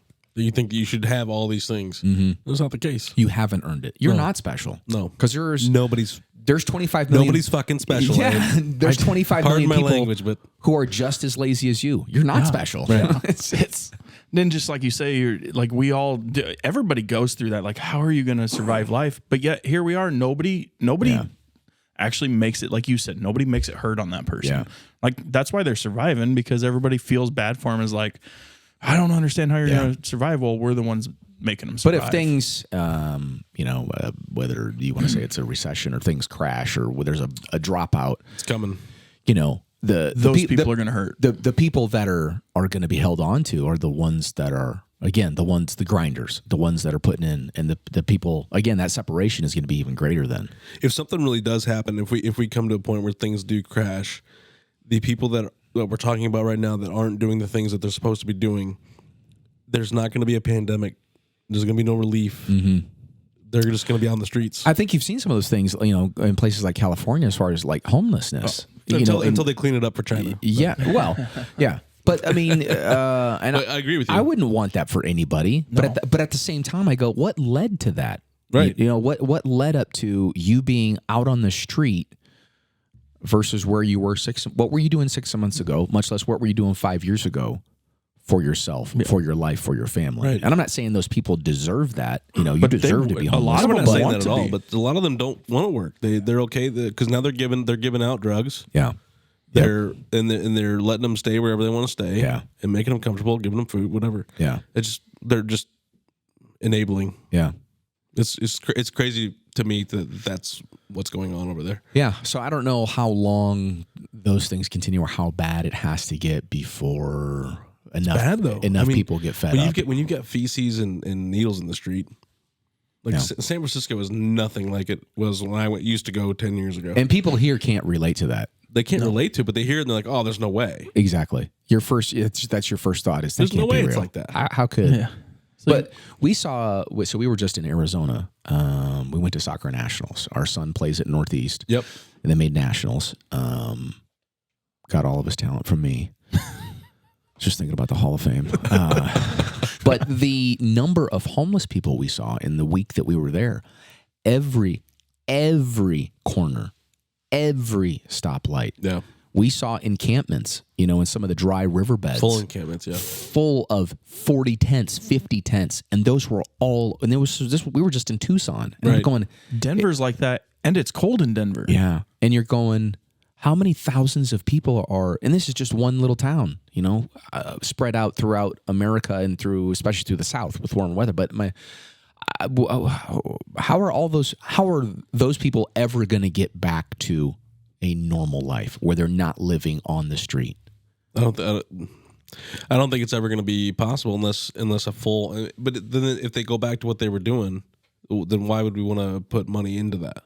Is my question. I know it sounds very not nice of me, but I think there's plenty of money out there for them to do the help, but they don't want the help. They'll go. There's all these interviews that they interview these people. Yeah. Like, do you want to go get help? And I mean, they're going to pay for my drugs. I'm here. The one guy, and I could have totally misread this. So he's on the corner, and we've seen him on this corner for a number of days in a row as we've been driving around town in Tucson. And the one time we're pulled up, he's got his little sign that says, whatever, need money for food and et cetera. And he looks pretty rough, but you never know what's legit and what's not legit. Well, one truck pulls up in front of us and hands him a bottle of water. It was 85 that day. Hands him a bottle of water. He takes the bottle of water and he's like, did like an eye roll. Oh my gosh. Like, I mean, and he looked like he needed the 50th bottle of water I've got. Right, like, how dare you? Where's my $50 bill? Right, but it was just, and I go, I don't know, okay, maybe I misread that, but it looked like, and again, you don't know what's legit and not. So you had a very hard decision to make this year. You left something you've been doing a very long time in the radio. Was it this year, right? Yeah, this was I started in March. That's what I thought. So it was 'cause you and I talked about it on Valentine's Day, the same time we talked about I was going to maybe do this, and it took me until the end of the year. Yeah, and, you're still dragging slower. my feet. I'm sorry, I'm a little slow. To go into something that's totally new, walk us through something. I know you had if you talked to me about it before you did it, then you must have had 1,000 conversations. Yeah, I don't know that I had 1,000 conversations. Obviously, my wife and I wouldn't say I was thinking about it for a year, but I would say maybe 6 months before I actually made the decision is when I kind of started thinking about some things and what was going on. And in some ways, I felt like I had plateaued. And I mean this with all humbleness. Yeah. But I was an expert. Hey, man. I mean, Hall of Fame. We just said during our break, I'm like, you're too good at this. We can't have you back on. Again, there were so many other people that were a part of my success and that helped me be successful. But after 25 years of doing things, I didn't feel like there was a lot left for me to achieve if I stayed where I was. Right. I felt like I had plateaued. And I still could have done the show and continued on, but I felt like I'm not being challenged anymore. And I wasn't bored, and I still have plenty of creativity, but I think I'm ready to finally make a transition. I always thought my transition would be within broadcasting. I told you I wanted to do more marketing, advertising, promoting, because I've done more and more of that during my time in media. Especially being the MC with the district the district event center with the comedians. Yeah, right? and those two kind of fit together as far as working in media, having your own radio show, and then being able to promote that and promote other things, promote the advertisers and sponsors of my radio show and the other events that we would be involved with as a radio station. So I always wanted to do more of that. Always enjoyed the get attention, get noticed if you're going to promote your event or whatever it is that you're doing your business. You got to. So I always enjoyed that process and the creativity that was involved with that, and always knew I wanted to do more of that. I thought I would do that within media somehow at the radio stations or with some form of broadcasting. And then I'd had a relationship with Clayton Novotny at Motoplex because I'd done a number of their advertising, their ads, and they also sponsored the comedy show. So I kind of had a relationship there with him through that as well. And he had actually brought it up a couple times. And I said, what? He's like, yeah, would you ever consider working for Motoplex? And I blew him off like, hey, man, I appreciate it, but like, there's I'm a like, Hall of Fame radio guy right now. I don't know if you know who you're talking to. I got this one thing that I'm doing already. No, and it was just when he first brought it up, like my head wasn't there at all. Like I was like, dude, what do you like? No, like right. And then he brought it up again, and then I started like, what would that look like? So we started having some conversations because I go, man, that's gonna be different. And so the more that we talked about it, and the more that I kind of felt that I think my time's kind of winding down in radio, and I feel a little more content in the sense of I'm ready to let go. Like it was time. It was time to kind of. It almost felt perfect in a way when you went through it and you and I talked about it, and then you went and did it, and I'm like, just very poetic. Yeah, and I don't have any resentment at all. Like. Oh yeah, we can tell that for sure. Like I don't have bitterness or feel like I was kicked out or like and so many people unfortunately in radio that is their experience. Like hey, you're fired, you're done, you wait too long, you're gone. Yep. And so I feel again grateful for that I kind of got to make that decision on my own and went out on good terms, went out on a high note, and then was able to transition to something new, which in some ways has been more difficult to start off with because it was so different than what I'd done for 25 years. And I knew it was going to be a change and a transition. You're no longer the expert. No, and that was really hard, is going from being an expert into, I felt like I was the dumbest person at Motoplex. Like for real, like the first couple weeks to the first couple of months, I go, I don't know if this is going to work out.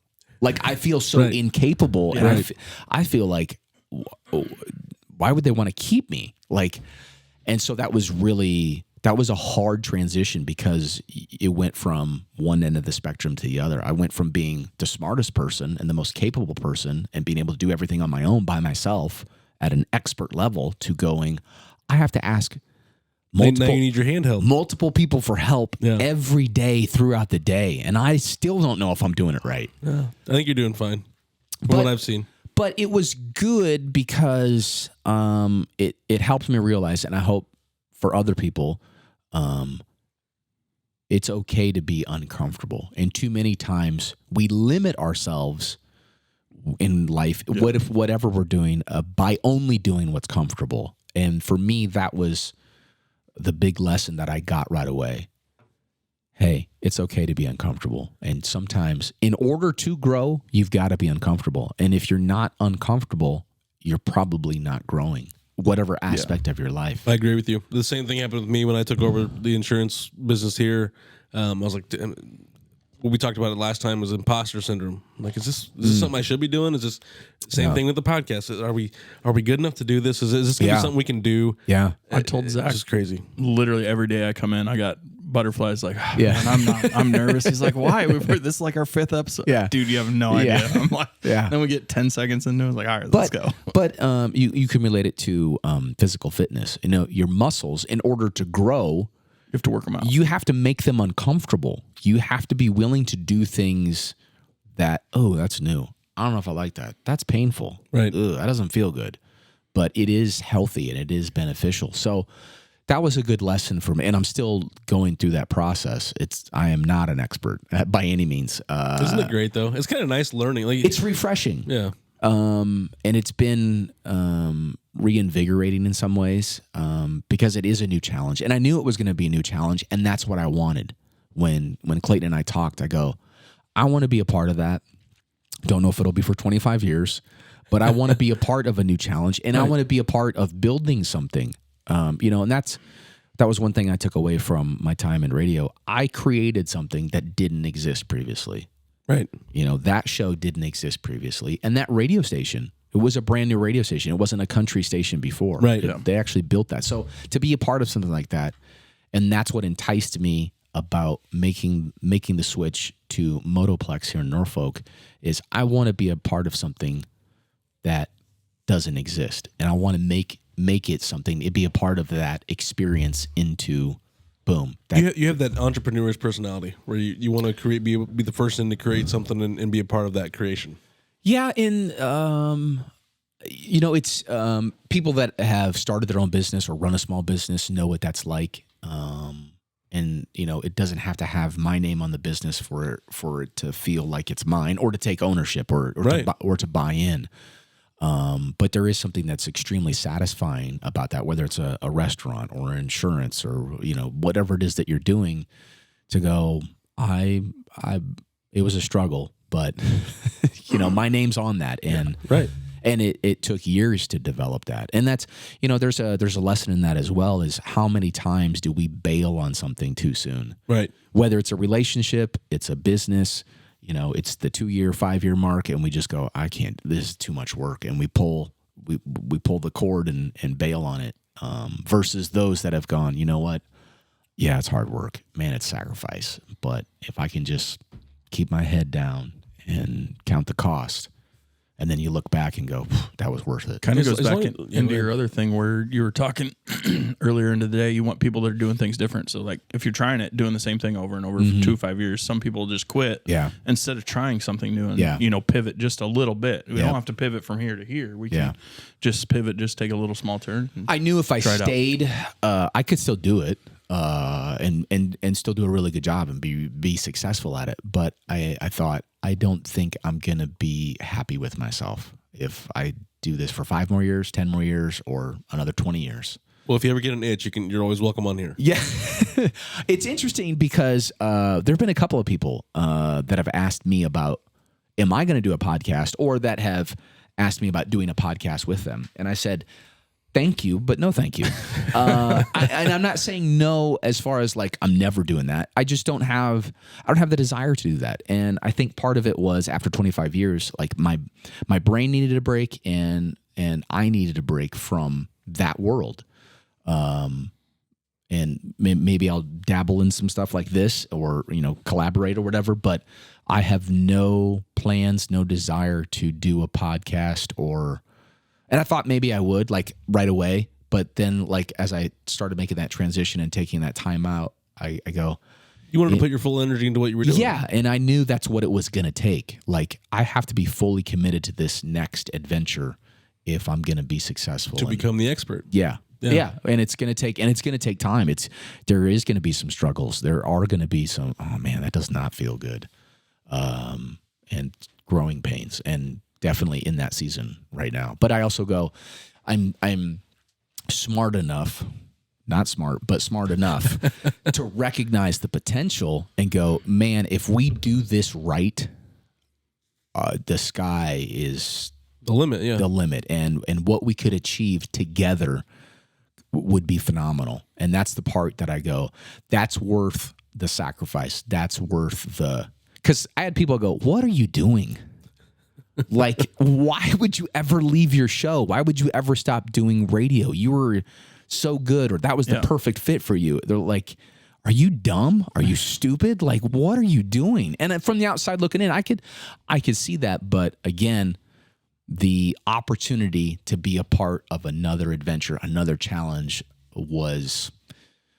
you don't get to do that all the time, and especially when it's with the right people and it's the right fit. And that's what I told you before I, kind of made that public. Is it just feels like we don't want to leave town. My wife and I want to stay here. There aren't a lot of opportunities for what I want to do to go. I can do that here and be a part of something like that. And be successful. And I want to seize that opportunity. I don't want to look back and go, man, I stayed in radio five years too long and missed the opportunity to be a part of this adventure. So I think there's that, just like so many other people have done. I think Andrew even said it, taking that step of going out on my own, doing my own thing and taking a risk and betting on myself. That's what I'm doing. I'm betting on myself that... It's betting on yourself and going all in, though. Mm-hmm. That's the other thing. Sometimes people do one or the other. They bet on themselves, but then don't go all in on it. Yeah. And you're always an all-in guy. Yeah. From what I've seen, anyway. Well, and that's, I think that's also a life lesson that I've seen in people is I'm going to try hard for 2 weeks. And then if it doesn't work out after 2 weeks, I'm out. Well, I tried hard for 2 weeks. Right. Okay, but we go through that at work a lot. Yeah. Tell me, give me the example of anyone successful who's achieved anything of worthwhile, who's quit after 2 weeks. If we thought in 2 weeks that we were supposed to be just 1,000 listeners, right? Joe Rogan. Yeah. I don't understand why we're not right. Why we are we should not at getting least so be, many listens? Like maybe 2 steps down from Why it? do we not have a jet yet? Right. Yeah. Where's my jet? But it's why isn't Grant Cardone coming on my podcast? All right. But it's those unrealistic expectations that so many people have now in life. Again, It's that true. entitlement. That Very true. What do you mean I don't have a Lexus? What do you mean I don't have a brand new $500,000 house? What do you mean I can't take 5 weeks of vacation in a row? It's your second week here, Jessica. I think we got fed a weird version of the American dream in school, and some of the younger In generations high got school or college? both. Yes, my answer is yes. Speaking of college, before we get, and so I don't want to redirect yet, but before we get into the next portion of this, what's your thought on college? Do you? So I'll give you my thought, and then that'll give you kind of an You idea. want the short answer now? Are we taking a break? No, Oh, I thought maybe you had to go to the bathroom. no, not yet. Not yet, anyway. What I was going to say is I'm not a huge proponent of college unless you're going for specific degrees like trade schools, things like that. Like if you're just going for business administration, you can learn that in my office. You can learn it at any other business in town. Yeah. So what are your thoughts on I think an a actual lot, degree? I think a lot of colleges are broken. I think you're seeing some things. University of Nebraska, for example, they're not alone, but I think a lot of colleges are broken. The system is broken, and they're not necessary like they used to be. I still think education is phenomenal. You know, our youngest son is at Northeast. Our oldest son was at School of Mines in Rapid City. I think there are certain people that should go for higher education. I think there's certain people that shouldn't go for higher education. That's not your role in life, and that's not what you should be pursuing. Some people need to go straight into the workforce. Some people, it's a trade school. Some people, you need to start your own business. You're an entrepreneur. Yep. You are an outside of the box, untraditional thinker. You're a creator. You need to go do your thing your way and not follow any traditional path. Which you could take a few classes if you need like a little bit of help. I'm not saying, that college isn't worthwhile at all, but I think there's a lot of the cost.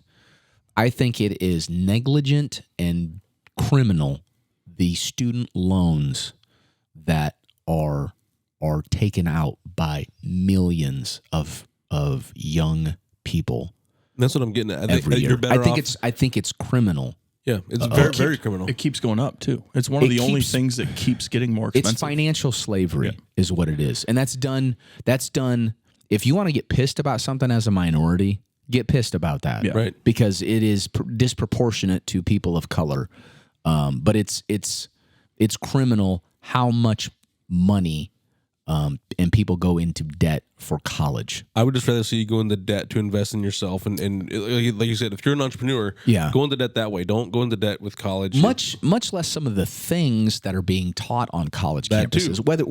Whether it is the entitlement mentality of, hey, when you graduate, you should expect to make $90,000 a year at your first job. And they do it two ways. That's entitlement and victimhood. They teach you. They brainwash you both ways. You're a victim and you're entitled. I thought I'm a victim. I think there are still good schools or quality schools that you could attend, but I think there are a lot of universities and higher education where when you really look into some of the things that are being taught, and I would say they're radical ideas, they're far leaning one way or the other, and some of it I shake my head and go, I don't hate you. But you and I are living in different worlds. And if that's what you think is normal or right or beneficial, you and I are never gonna. We're not gonna hang out. I don't have to hate you because I disagree with you, but I think what you're. I'm not inviting you out for a drink. No, and I think what you're believing in is doomed to failure because it's so ludicrous, because it's so. Far out there. It's not only going to fail you, it's going to fail more people. Because you're going to damage more people by doing that same or thinking that way. I think there's a level of damage, and I think there's a level of irresponsibility by whether it's universities or even high schools, some of the things that are being taught on the high school level. about what is or isn't true or isn't acceptable. I think we're damaging children. High school students are still children, but we're damaging them mentally to thinking that those behaviors or lifestyles or decisions are acceptable and normal. We are setting those people up for a lifetime of failure, pain, suffering, depression.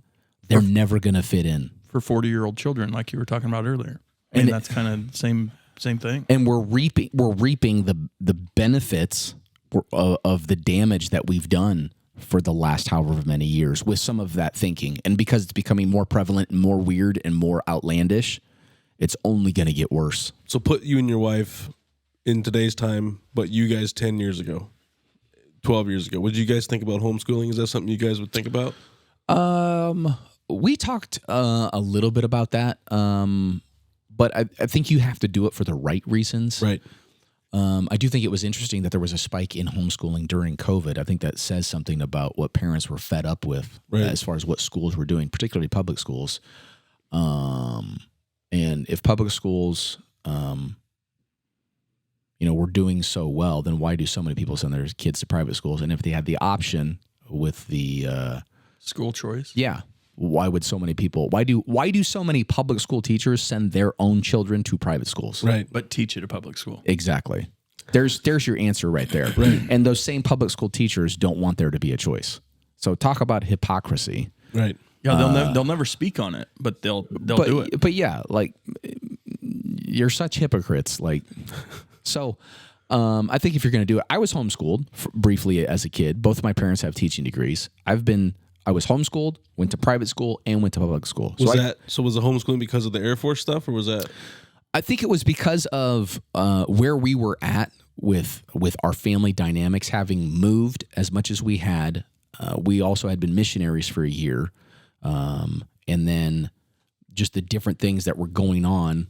I was homeschooled for a year, then went to public school, then homeschooled for a year. In between, on the outside of that, going to private school. So like I got all those experiences in a matter of like 5 years, like all three different settings of school. And there's good and bad to all three of them. Right. There's benefits and there's, downsides to all three of them. So your whole family went on a missionary? Yeah, our whole family. So where'd you guys go? We spent a year in Guam. So that's in the Marianas Islands, South Pacific, south of Japan. Like at what age? Yeah, I was first grade when that happened. Wow. Just right in the voluntold age. Right there. Yeah. You're voluntold. Yeah. And I remember so much of it, even though I was that young, because it was so different. Yeah. Like it was tropical in many ways, but it was not a paradise in many ways because it was so isolated. That would be that's a massive learning experience at first grade, just to get your eyes open to something like that. Yeah. So you've experienced a lot in your. How old did you say you were? 45. 45. Crusty 45. That is crazy. You. There's a lot of things. I thought I knew you pretty well. Do I feel like an old man now? Do I feel no, not an old man. You're not old at all. It's just I didn't realize. Very experienced. I didn't realize some of this. You brought up a lot of things I didn't realize about you. Yeah. Which is great. It's awesome. We also had foster kids growing up. I knew that. And you would talk to me about that. Most of our foster kids were of other ethnicities. Yeah, they were not white kids. They were Hispanic. They were mixed. They were Native American, which added a whole nother element to that experience. Right. So you got to experience that early. Yeah. And that was something, my parents, with their Air Force background, both my mom and dad are from large Catholic families, and grew up in, I would say, predominantly white areas, but their Air Force experience introduced them to people from all over the world. Yeah. And something that was always created in our household is we had people from all nationalities all the time over at our house, speaking different languages, different backgrounds, different colors of skin, different. And so my parents were always welcoming of people who were different. Right. And that was a great lesson that was taught to me. And I didn't even think of it. It wasn't different to you. It was normal. But what it helped me develop was my mom said, I don't care who it is. You treat them with respect. You don't have to agree with them. You don't have to like them. But I don't care if they're a different color. I don't care if they have special needs, a disability. You treat everybody with respect. And my mom and dad were great and how they showed that. And so I've always felt like I could talk to anybody. I could interact with anybody. And even if I don't agree with you, I can still get along with you. I can still work with you, or, we can still have a respectful relationship. So, and I think that's something that unfortunately has been lost on a lot of people, is whether it's because we think different religiously, political affiliation, racially, whatever it is, sexual identity. And I hate those people, or I'm not talking to those people at all. I think a lot of that goes back to how you're raised as a kid. I grew up in the livestock world, ag business, but like everybody gets respect. And I'm really big on that. Like when I first meet you, I'm going to respect you. You have to lose respect. And that's the way I've always lived my life, is I'm going to respect you until you burn me or do whatever. And then you probably lose it at that point. And that's that was taught to me as a young child. Like you just, like you said, you treat everybody with dignity. Everybody is a human, whatever they have going on. And then you can go from there. And I think there needs to be a lot more of that in the world. Yeah. And it feels like we have lost quite a bit of that to a degree. We just instantly, as soon as we find out somebody's on the other side of that issue, we just condemn everything about them.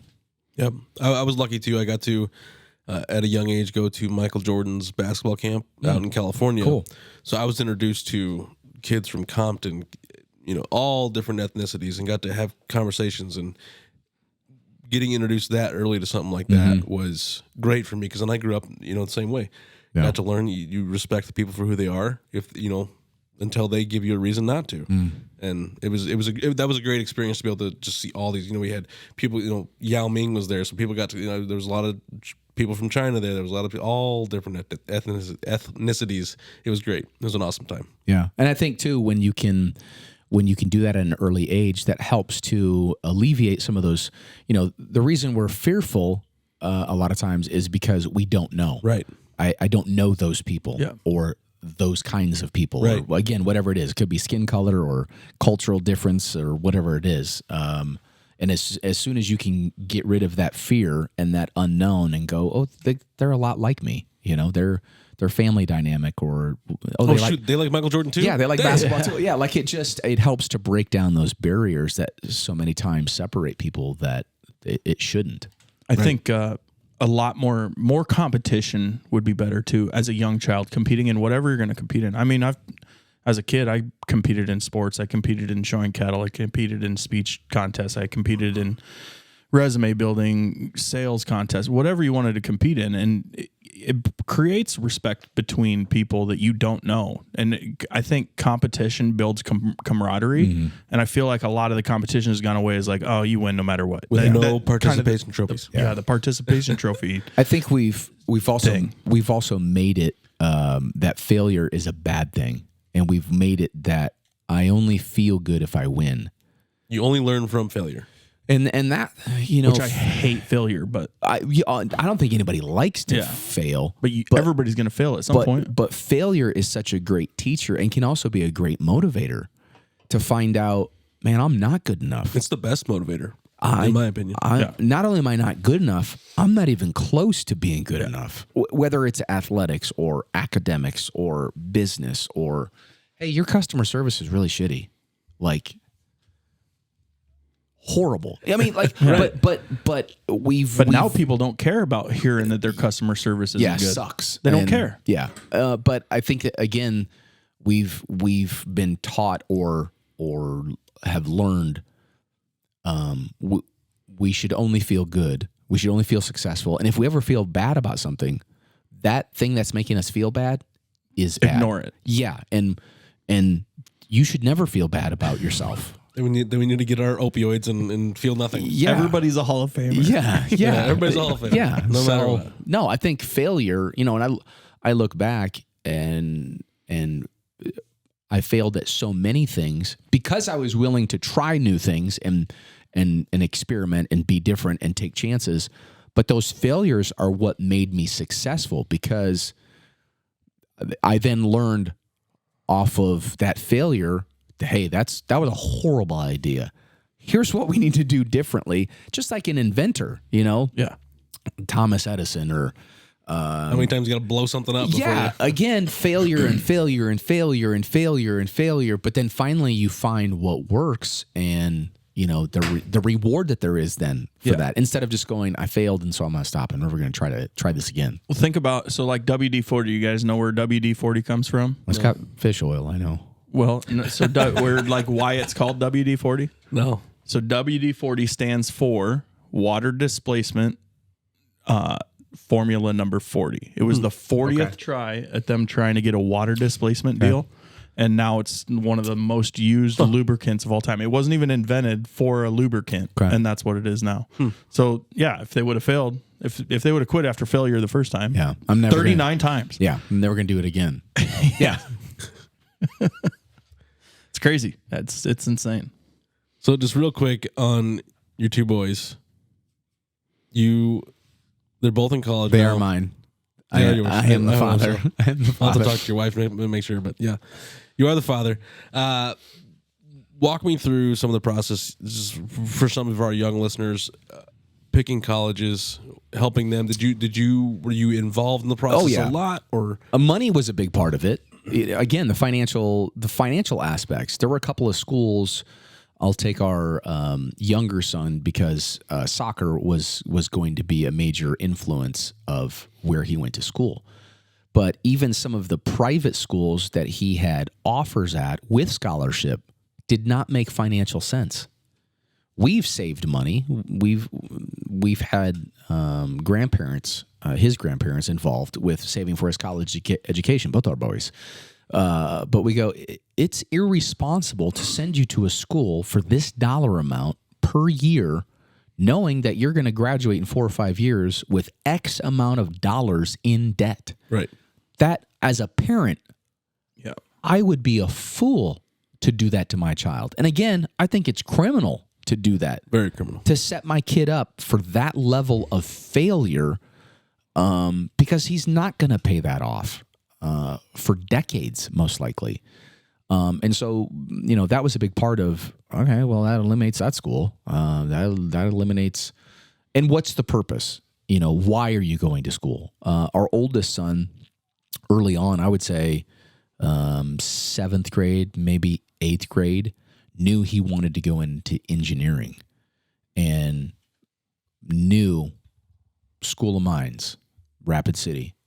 That's where he was going to go. I mean, there were a couple other considerations, and we made some visits, but as soon as we hit that campus, boom, over, done. He was very driven, motivated, and knew what he wanted to do.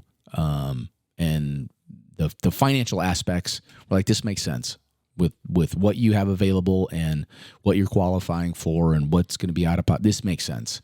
So financially, that was a big part of it. What do you want to get out of the college experience? Both our boys are very different in their interests and skills and talents and what they're wanting to do, which is why for our younger son, it made more sense to go to a community college. He wasn't quite sure what he wanted to do career-wise.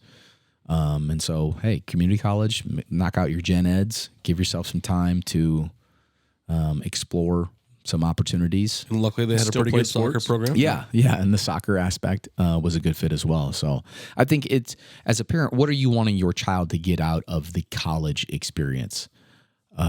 Is it sports? Is it academics? Is it a particular field? If it's nursing or, there are some schools that are a better fit for certain fields.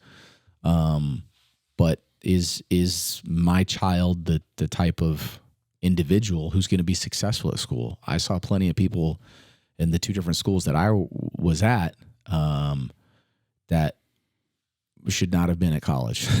It's just it just wasn't a good fit for them. Right. Like that was a mistake, and the money that was spent.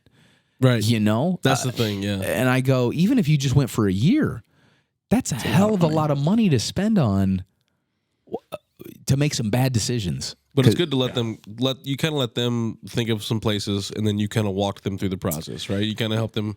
They gave you what they kind of wanted to do, and then you. Yeah, and we made college visits in different states, different sizes of schools. I like that. You didn't try to keep it in Nebraska. No, right? Private and public, and again, considering the different aspects of, hey, if you went to this school, you're probably only coming home at semester break.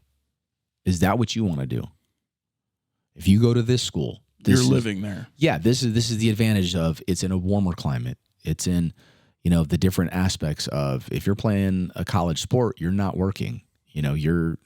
So do you want to be in a smaller town? Do you want to be in a bigger town? Do you want to be at a university that's got 25,000 students? Do you want to be at a university that's got 4,000 students? Just those different things that you have to consider. And, some kids, they just freak out going to a large school. It's too much.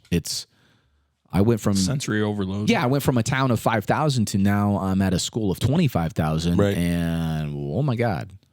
So again, as a parent, I think you have a responsibility to set your kid up for success. Am I setting them up for success, or am I setting them up for failure by where I'm allowing them to go, or telling them to go, or assisting them to go somewhere? That's well put. I like that. I just like that it was more of a process with both of you. You guys kind of both came together, and with obviously with your wife too. And went and looked at places, and that's good. I like that.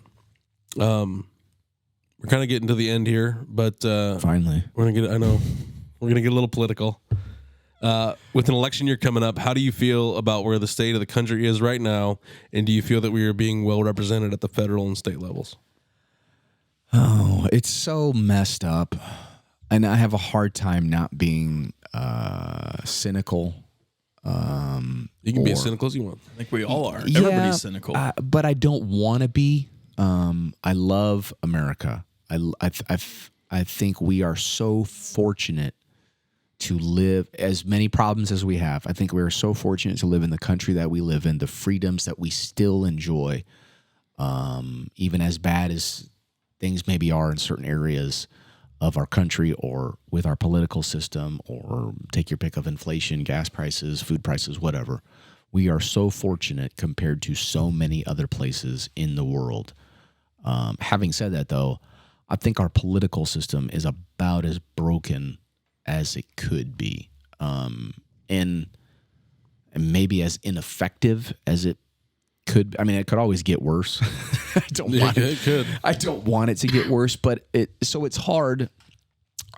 Disillusioned is another word that I think of, and I think a lot of people feel that way. Like, my vote doesn't matter anymore. And I get that from. So I just interviewed Chase Carter. He's I think he's 19 or 20, and he feels very much that way. Yeah, I think that's something we really got to work at.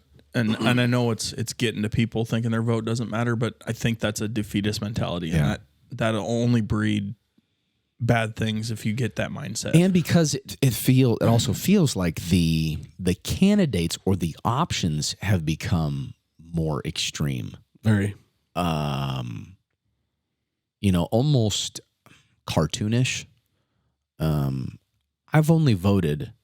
have voted in every presidential election since I've been 18. Okay, there hasn't been a presidential election I haven't voted in.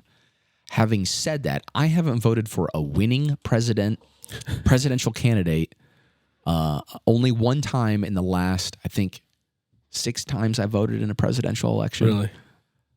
Now, I'm a registered independent, okay?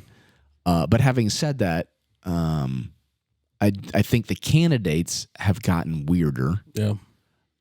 Which is really, at the same time, you go, in a country of our size, how is this who it came down to? Right. There were things about President Trump that, for me, if I simplify things, the best thing about him is that he did not have a 40-year political history. Right. Okay. There are way too many candidates that have been in politics for 40 years. Way too long. Even in the Senate and the House, that and just everything. need to go. That just got to get rid of them. And so that was maybe the best thing about him. There are plenty of faults. Can't shut his mouth. Can't, just. Yep. But there were also plenty of things about him in the sense of being a maverick. I'm going to do what I think is right and F everybody else. Right. So there was that figure.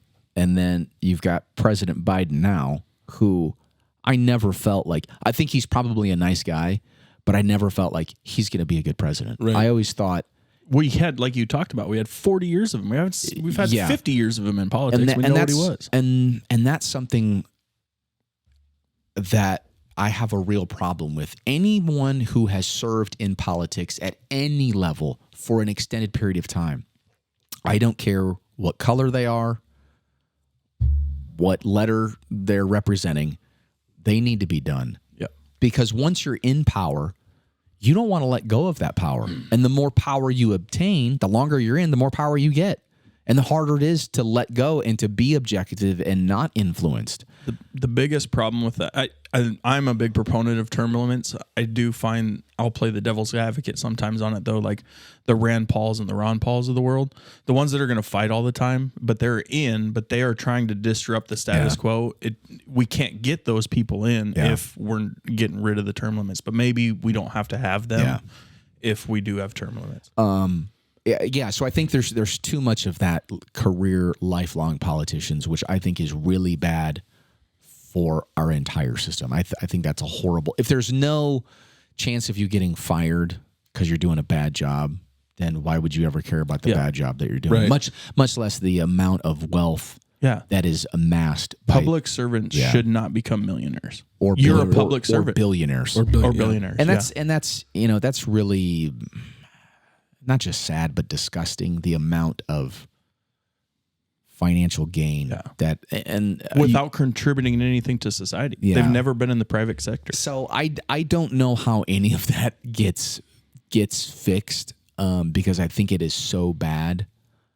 Just the system in general and the parties in general, and because there's such an unwillingness to work on issues, it is all about finger pointing and smearing and trying to make you look as bad as possible. Yeah. It's not about, hey, I want to help America. I really want to help our country be better. It doesn't feel like that at all. So I'm an optimist, but I'm also a realist, and I don't have a lot of faith in. I'll use Mike Flood as an example, and because I think he's doing a lot of good things. Rob Dover, I think, doing a lot. The challenge is going to be the longer they're in, are they able to maintain their integrity, their political integrity? Right. Because I do think both of them have done a number of things for Nebraska and locally, and now trying to on a larger scale. But that's always been the challenge for anyone. They start out that way, but then it is compromise. And then within years or a decade, that's not the person I elected. That's not the individual that is representing me any longer. So I hope that doesn't happen. The odds are not in their favor, unfortunately. And they've both of them have said things and done things that I go, hell yeah, keep it up. But because I've seen it happen so many times, I go, okay, but how long is it going to last? Right. So with you being a registered independent, what's your feeling on the two-party system? Obviously, you're not on either side of that. Yeah. Do you feel like it's something that's? I think it's broken. Like you said, it's the system's broken in general. Yeah. But when we've got, so Vance and I are both conservative, so we talk a lot on our other podcasts about how you've got infighting during a presidential election, which helps nobody on one side of it, really. Yeah, on one side of it, and then the same thing's happening on the other side, and it's like, yeah, you're fighting for your position to be the Republican candidate and the Democratic candidate, but then it's just muddying the waters for everybody else. Yeah, and it really frustrates me because then you never get the full political opinions or aspirations of what that person really wants to do. Trump was one of the few that actually, said a lot of what he wanted to do and did most of it. There's some things he obviously didn't do, whatever. But now they're all, and we played Vivek the other day, and CNN Vivek, I keep saying whatever. Vivek. He was on CNN and they tried to get him to bash Trump. They said that he called, I don't remember what the whatever. They said that he's called somebody vermin or something. Oh yeah. And he deflected and just kept saying, I'm not gonna sit here and bash Trump. I'm here to tell you what I'm gonna do as president. Yeah. Like, and I liked that about him.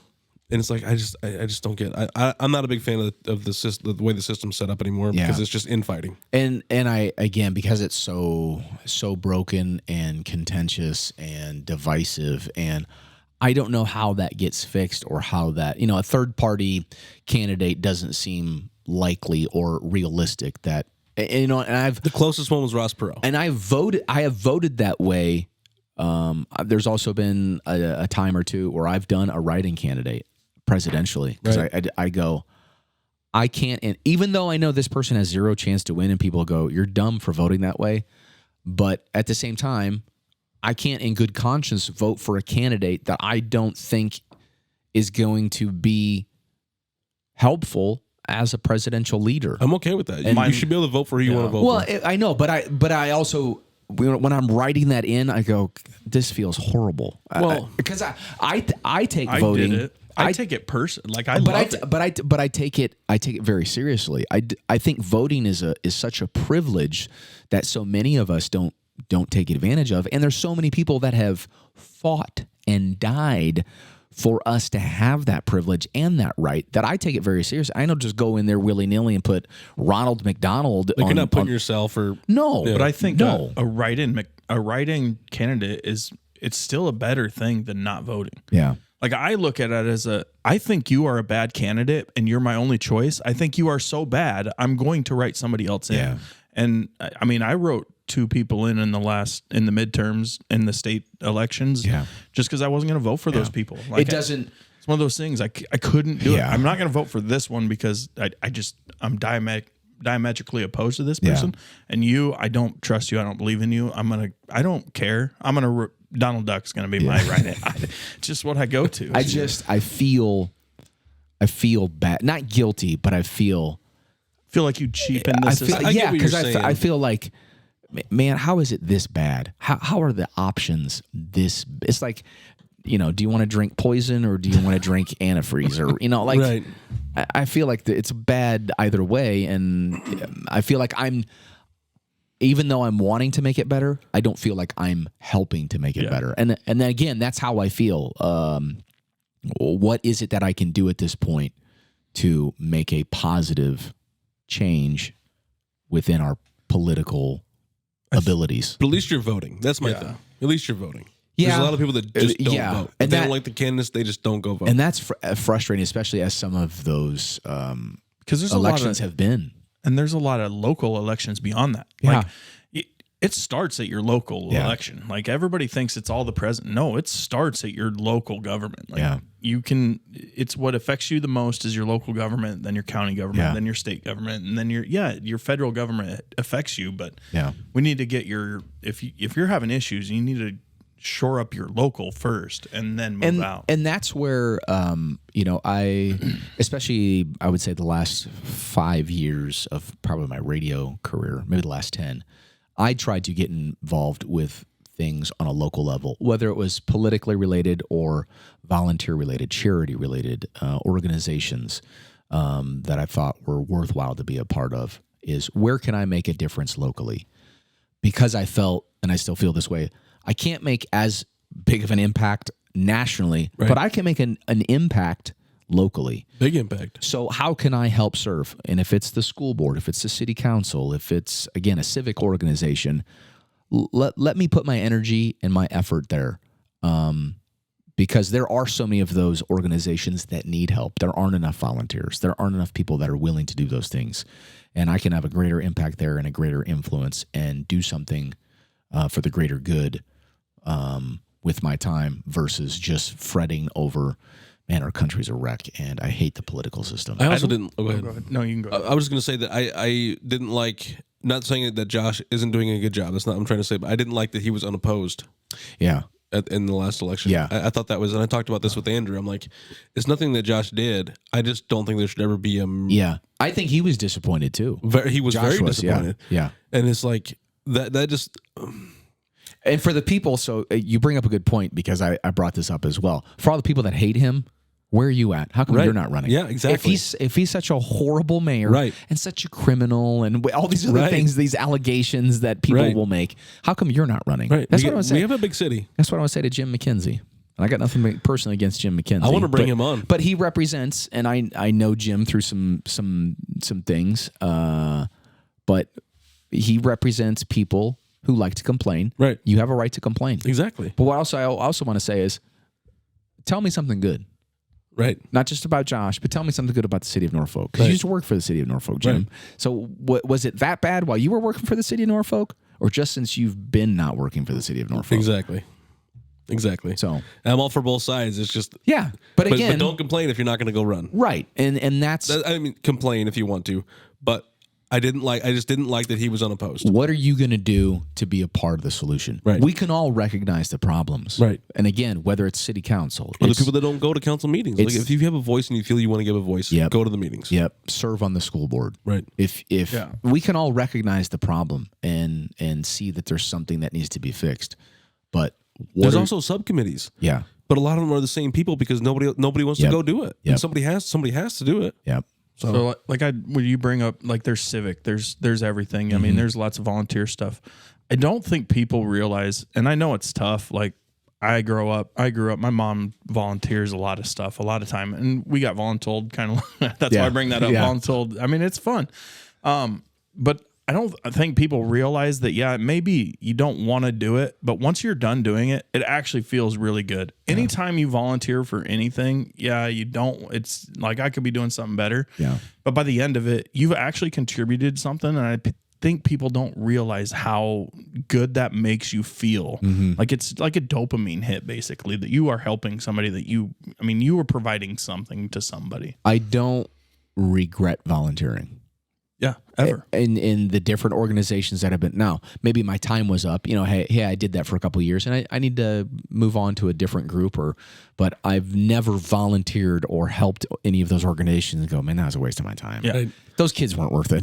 What did I do this for? Yeah. Even if it's monetarily. So like, even if I can't always have the time to do stuff, I love doing the stuff with the radio, doing the Super Bowl. I can give to that cause. I can sponsor that. Doing the fixings in the field. Like I always felt good doing that and getting to go and meet people and doing all that is great. And you need all of that. You need the people that can do the manpower. Yeah. You need that, the woman power. Yeah. Make sure we're being equal. Make sure we're being equal. Non-binaries. Everything. Whatever power.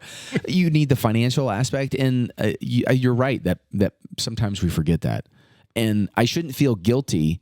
You should feel guilty if you're doing nothing. Yeah. Right. That should bother you. Yeah.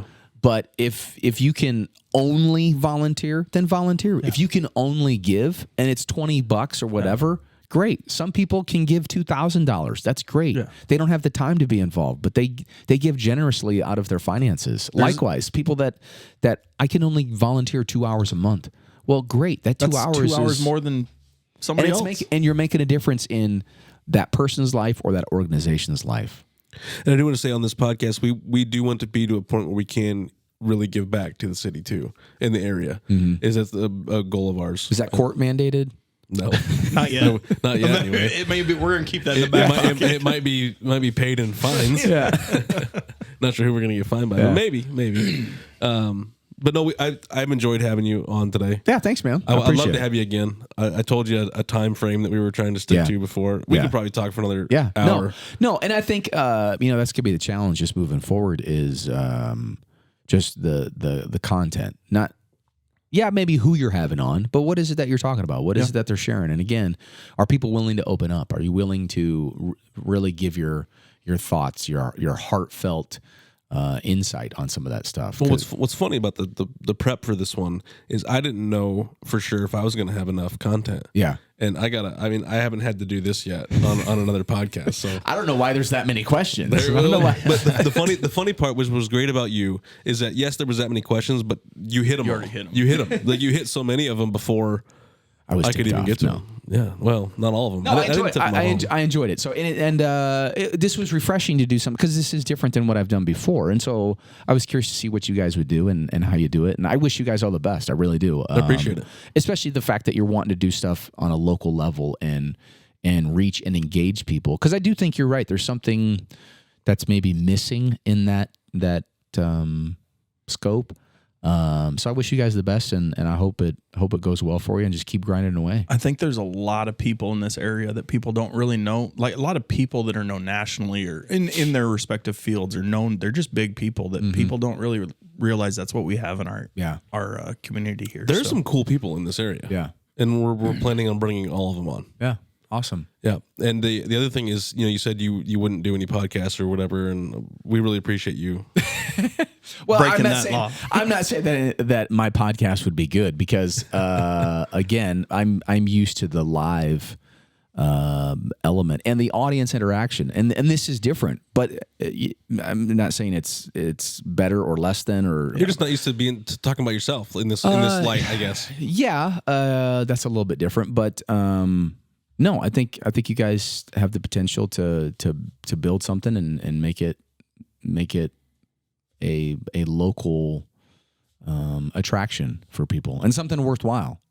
Like I said, there's plenty of podcasts out there that is just noise. There's just so many podcasts. There's just too many voices out there, and you're going, do I really want to listen to puppies watching movies podcast? Like, I don't have time for that. Yeah.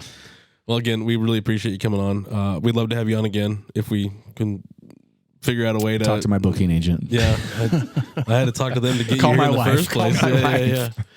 But anyway, make sure you guys check this out. Check out the next one. We'll give you guys out some links on Facebook, and we're gonna maybe make a TikTok before we leave. Will you let me know if this beats McCarthy? By the way, I will publicly make that. We might put that running tally up on our page, just like it's nip and tuck. He doesn't have Facebook, so it was hard to actually get like his followers to be aware of it. So you were on Facebook and you have a lot of followers. I just want to do a screenshot of the numbers. That's all. All I care about is doing a screenshot and texting him. I will make it public. I won't make it public. So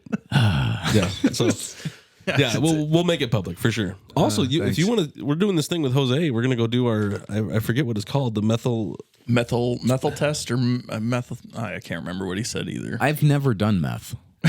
You need to try it. There's always a first for everything. You need to try it. It's a nutrient deficiency test. Oh, okay. But you're in shape, so yeah. But that would be interesting. It gives you your biological age. Very interesting. Yeah. So I might give you a call. I mean, it might gain a couple days. What do I have to? What goes where in order to take that test? Mouth swab. Okay. It would just be funny to see you're a very healthy guy. You don't look like us two. So it'd be funny to see the two big guys and the but sometimes you take those tests and they are not what you think it is. I would agree with you. You are surprised to find out you've got whatever. Yeah. It would just be kind of fun. Yeah. Yeah. Well, if you find something good out, it's fun. But that's what we told you him. have the bones of a 90-year-old. Right. So we were gonna do it and then not read the results and have Jose come on and read the results. Yeah. That's what we're gonna do. I'm gonna find out I'm dying in 10 days. You've got a tumor in your penis. Yeah. What? What happened? It's actually shrinking. It's going to fall off in 10 days. Yeah. No. But appreciate you guys. Appreciate you, Abe. Thank you. We'll see you guys on next time. Great conversation.